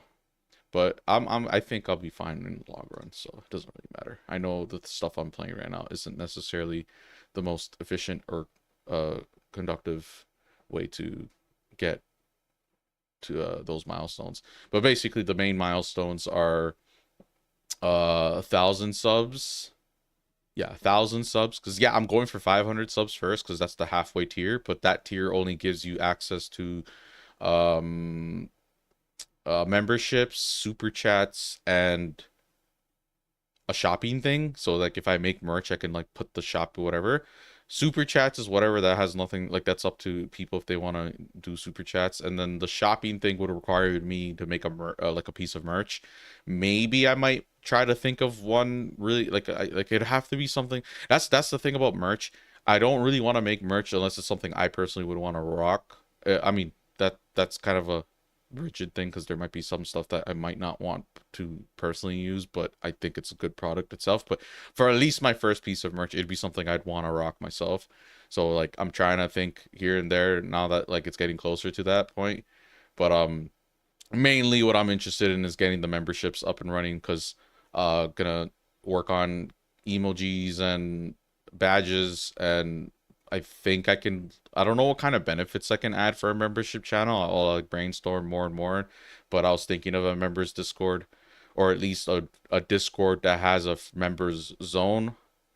That probably makes a lot more sense too, but it just really depends. Because I don't really want to like, yeah, I don't know. Yeah, you know what? I think that way would make more sense, but it's just that we'll see. But yeah, my homepage, YouTube adds this for you thing, so it just recommends you stuff based on what your watch habits are, I guess. So that's gonna be customized different for everyone. But my gaming archive right here is pretty much like the master playlist section, I guess, even though technically the playlist tab works that way too. But the gaming archive, you basically click this and it pops up, and it's alphabetical order, A to Z, and it's just all of the series and games I have so far. Not everything's complete, so I'm doing a pretty good job at completing them though. So like Apex, I kind of played a little bit. Back 4 Blood, I played a little bit. Bayonetta, a little bit. Modern Warfare, a little bit. This is done, a little bit. Tarkov's a little bit. A lot of these are done though. Like all these Final Fantasies. 14, I just played. What did I even do in 14? Oh, I think I just booted up because it was like a free weekend or something. Yeah, I think that's what happened. Because I didn't pay for it recently, so I haven't been on it in a while. And that game's awesome, so I can't wait till I go back to it. Yeah, Fire Emblem Warriors finished. 3 Hopes, we kind of put that on hold until we do the other, the 3 houses or whatever. And yeah, we just have them all here so far. Little by little, we're adding. We got Metroid, got Mario, we got Pokemon, we got shooting games like Overwatch, Portal, Starfield, we kind of put on hold. Street Fighter, we just kind of dabbled for a little bit. I don't even really know what I'm going to do in Street Fighter. Probably just do like campaign arcade stuff and then like maybe dabble in multiplayer for a little bit. Eventually, if possible, I can get Street Fighter 6, but I'm okay with not playing that anytime soon. Maybe I'll wait until they do like a Super Street Fighter 6 or like some sort of arcade mode type of thing. I don't know. But yeah, then we have Zelda. We started our first Zelda, which is Link's Awakening. Tears of the Kingdom, we did start it. This was actually the first game I started playing when I first started doing the streaming thing more seriously.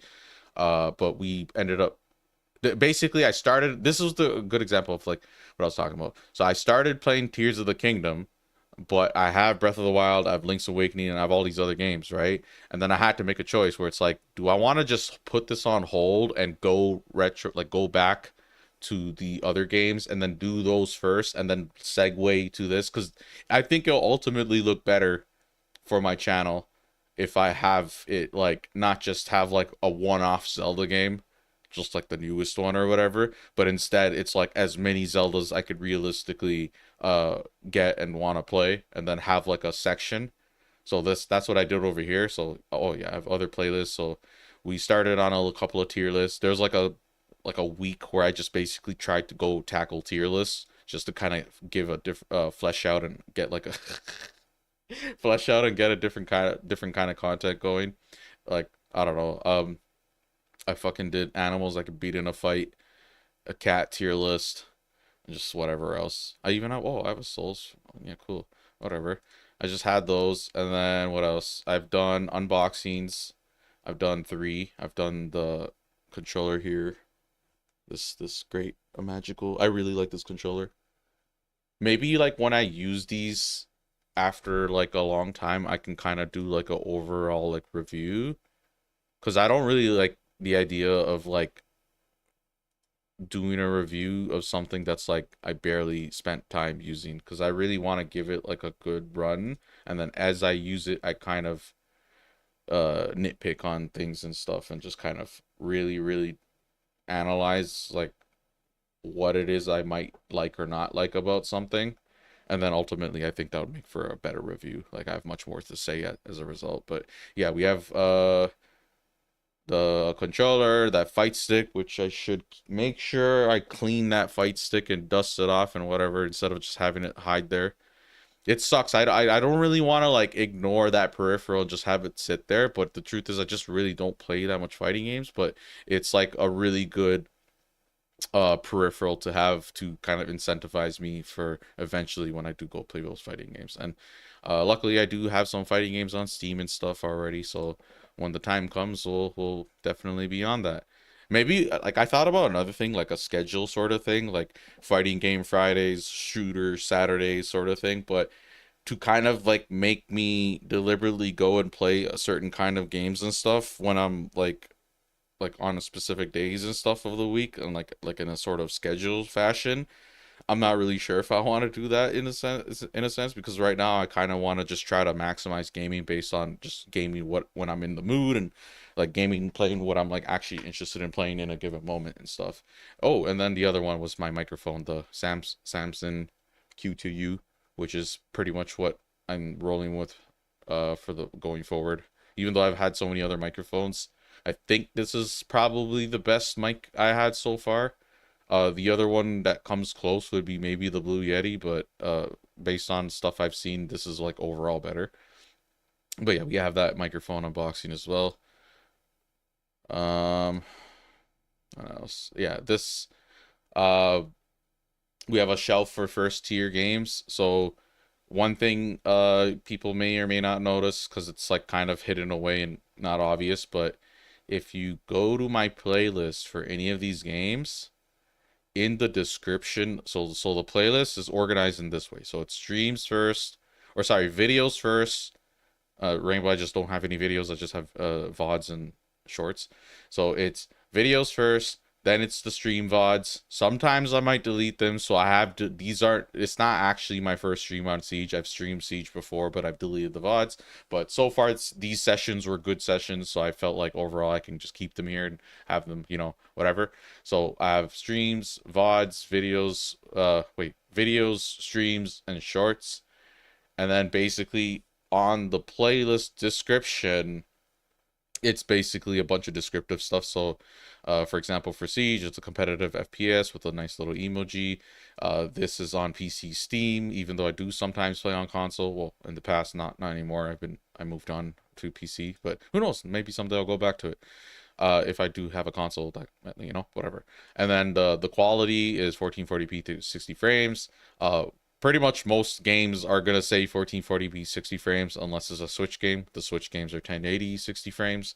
Doesn't really matter. And then my review, and then usually the review, I start it with how long the game took me sort of thing. But since this is a shooting game with infinite replay value, I just put an infinite sign emoji.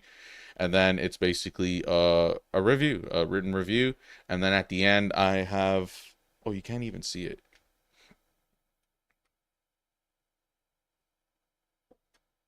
There we go. Or yeah, we'll just do it that way. Yeah, at the bottom there, if you could see right here, it's I assign a score to it. So for Siege, I put 95 out of 100, and then based on the score, I give it like an accolade, which is first tier. And that's kind of the system I have going so far. So if a game is 90 to 100, it's first tier. If it's 80 to 89, it's second tier. If it's 70 to 79, it's third tier. And then the other one, I think it's called lower tier. And then I think the one even below that is participation. I think I call it participation medal or something like that, something like mean.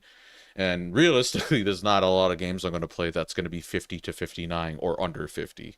Those are like failures of a product. My scaling is pretty much the same as the game industry's reviewings and stuff, where it's kind of like this. It's kind of like 90 to 100 is, you know, A plus, A minus, A plus, whatever. I'll just say A.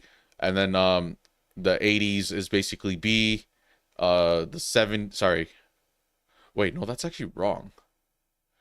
It's school systems are weird because I know it's different in America. I know it's different in like East and like the European countries and stuff. And then it's also different in Canada in different places. So I think in university is one way and then high school is another way. But like, you know how like basically if a game is under 50 out of 100, it's a failure of a product in some major sense. Like something's missing. Maybe it's like completely flawed in one regard. Maybe it's like completely garbage music. Maybe it's like unplayable, bugged to hell or something. There's actually not a lot of games that actually go under 50. Even if you look at like Metacritic and stuff, majority of games review scores are between 70 to 100 basically. And then like basically the outliers are games over 90, and then the other outliers on the opposite end of the spectrum is like maybe games under, I'll just say 70. So most games review scores end up between like 70 to 90, somewhere there, you know what I mean? And that's pretty much kind of like the same thing I'm going with. I've read reviews pretty much my whole life in this hobby and stuff. I know how their scaling more or less works. And like for me, you could do like 5 stars, like 2 thumbs up, or you could make it so you use all of the scale. So like if an average game in this scale is 75 out of 100 or 7.5 out of 10 as an equivalent, some people might prefer a scale that makes that 50 out of 100 or 5 out of 10. But since so many other like publications and stuff, like the reviewers and stuff, they all kind of standardize and like play along that scale, I wanted to just kind of stay in that same realm of things. And then also I rationalize it with like the whole school thing, because school is kind of like that too, where it's like under 50 is a fail, like 50 to 60 is a D, 50 to 59 is a D, 60 to 69 is like a C, 70 to 79 is a B, and then 80 to 90 is an A, and then it's like A plus is 90 plus. But like that specifically, that the high range differs a lot from what I've noticed, because in some places B is the 80s and 90s is the A's. So whatever, doesn't matter. And I also do kind of like, maybe I thought about doing it like a tier list, like S tier is the best, A tier is the second best, you know, B tier, third tier, like whatever. So maybe like 90 to 100 is S tier, 80 to 89 is A tier, that sort of thing. But ultimately I just went with this. I might change it down the line, where like I might change the wording of it per se.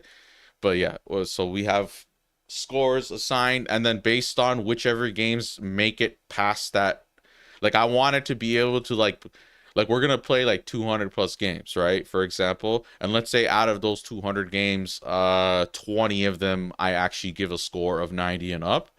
I want to make it so by having this shelf with first tier games, it's like I at least redirect people to or at least showcase to people the games that I think are the best based on all of the games I have played. So you'll go to this and see all of the games I played, but like all of these games, you know, majority of them are not first tier games. They're majority third tier or second tier. You know what I mean? The 70s and the 80s. So far, only 2 games I actually gave over 90. And then also the way I do reviews is based on like, I factor in how the product is genre wise, genre specific. So I'm not out here like critiquing Valorant for not having a good story or something. It just I usually say it this way. I go based off what they're trying to go for. Like when they're making this product, what are they trying to go for? What are they trying to excel at? What are they trying to like meet the needs of? Like what kind of entertainment value and kind of experience are they like trying to put out? So if Last of Us is like Last of Us 3 comes out, it's like, yeah, Last of Us does give a shit about its story, dialogue, all that stuff. And then I go play it and let's say it's like really shit. Then yeah, then it's like, okay, because you're supposed to be trying that, or like they're supposed to be trying that, and then you know it might not be as good, or they might fail on some fronts or whatever. And then obviously all of this is subjective. Ultimately, there's nothing really objective about it. I try to be objective in some sense, but it's a mixture of it's a mixture of objectivity and subjectivity.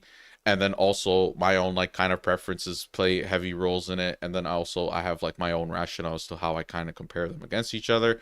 I don't really like, if I give a Final Fantasy 7 like a 90 plus, I'm not really thinking of Valorant or Rainbow Six's 90 plus. I'm actually just thinking of other RPGs that compete with Final Fantasy, and then it's like they're being cross-referenced and compared against each other. So Valorant and Rainbow Six Siege, these are first-tier shooting games to me. And let's say I go play Overwatch, and then Overwatch ends up being like a 70 or an 80. Then it's like, yeah, it's because I was playing that, but I was thinking of Rainbow and Valorant because that's the competition to that product for the most part. So stuff like that is going to be like the rationale I go with. And then ultimately, you know, it doesn't really matter ultimately. Like it's not like I'm some big authority or whatever. I know people can get like pretty iffy about people reviewing something too low, or like when they disagree and stuff. It's bound to happen, but it doesn't really matter. I'll stand by what I say for the most part. And sometimes I might change stuff with my reviews. I might update it. I might do multi-part reviews. If it's like let's say I'm reviewing Siege, I might do like I've thought about it, but it's a little bit too late in some sense because this game's so deep in, and I don't want to like retroactively go back and review each season, because I wouldn't really remember how I felt about each particular season to kind of be like, oh, Operation Health 8 out of 10. I mean, sorry, not 8 out of 10, fucking 5 out of 10. And then Ember Rise, fucking 0 out of 10. And then this current season, whatever it's called, give it a 8 out of 10. Like I could have done it that way too, but it's kind of, I missed the boat and I can't really remember my feelings on the previous seasons. Like to an extent I can, but not each and every single season. It kind of like blends and meshes together. But you know, who knows? But yeah, we also have a shooting section where I just take all the shooting, because I know some people are just here to really like see me play these shooting games. So I thought I'll do it that way, where I'll just kind of have them all over here, and then just like you can just quickly go through. It's like, oh, he plays Counter-Strike, oh, he plays Valorant, oh, he plays whatever. And then yeah, certain games kind of make it in that don't necessarily match with the others, like Starfield and stuff. Because that Starfield's more, it has shooting, but it's more or less just an RPG experience as opposed to like a competitive shooting experience. But I figured I might as well just put it in there for now. Who knows? Maybe down the line I'll take it out. Maybe down the line I'll call this maybe I'll call this not shooters, but like maybe like multiplayer or online shooters, and then that would make it so Starfield gets eliminated out of this list.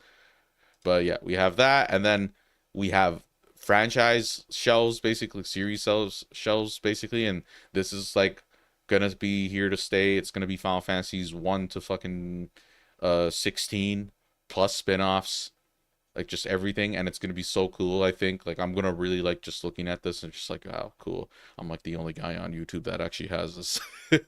I haven't found any people like in Final Fantasy specifically.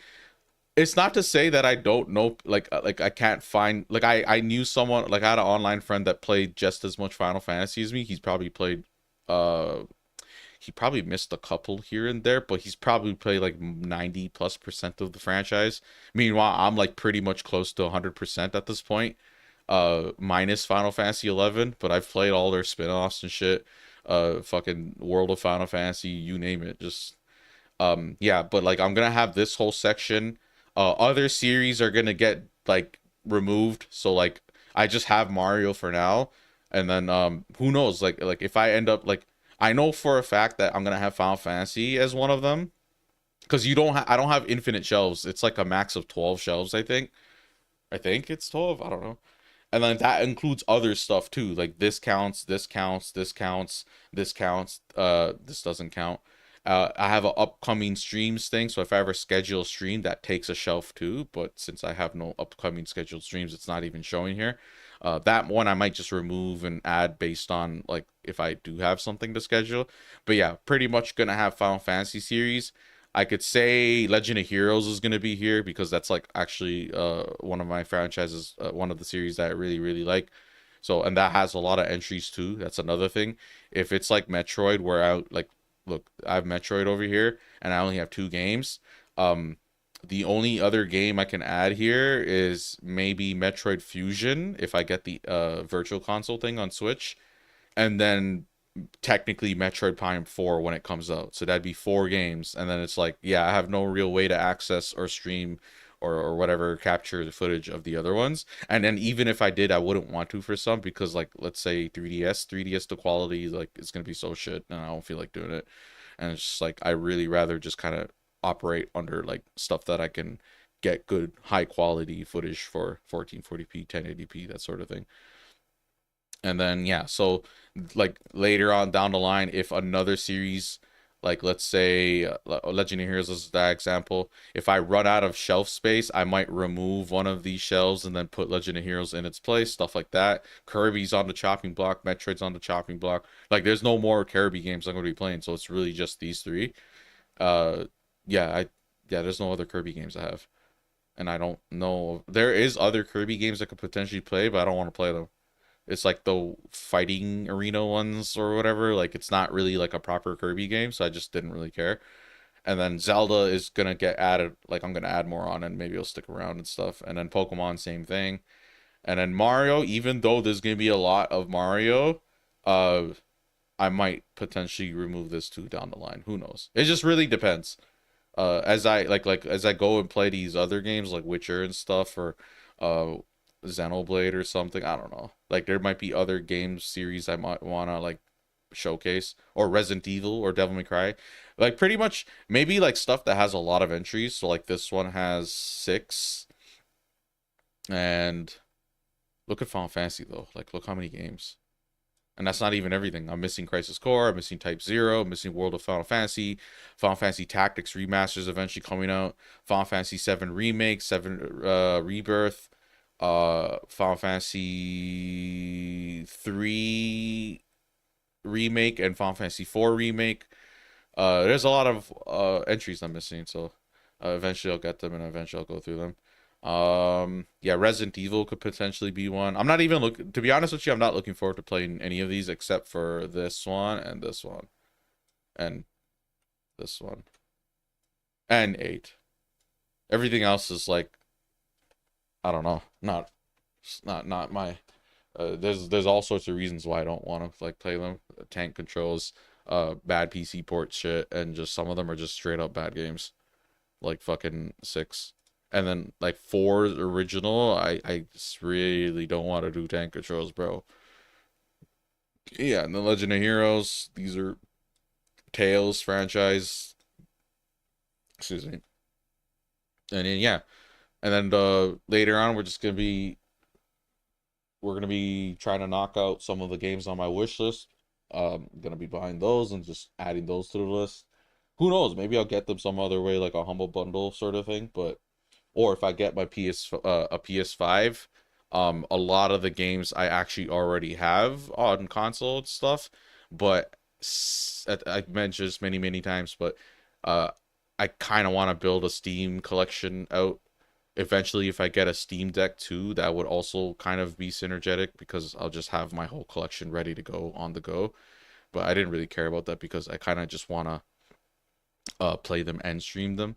I don't really play off stream too much.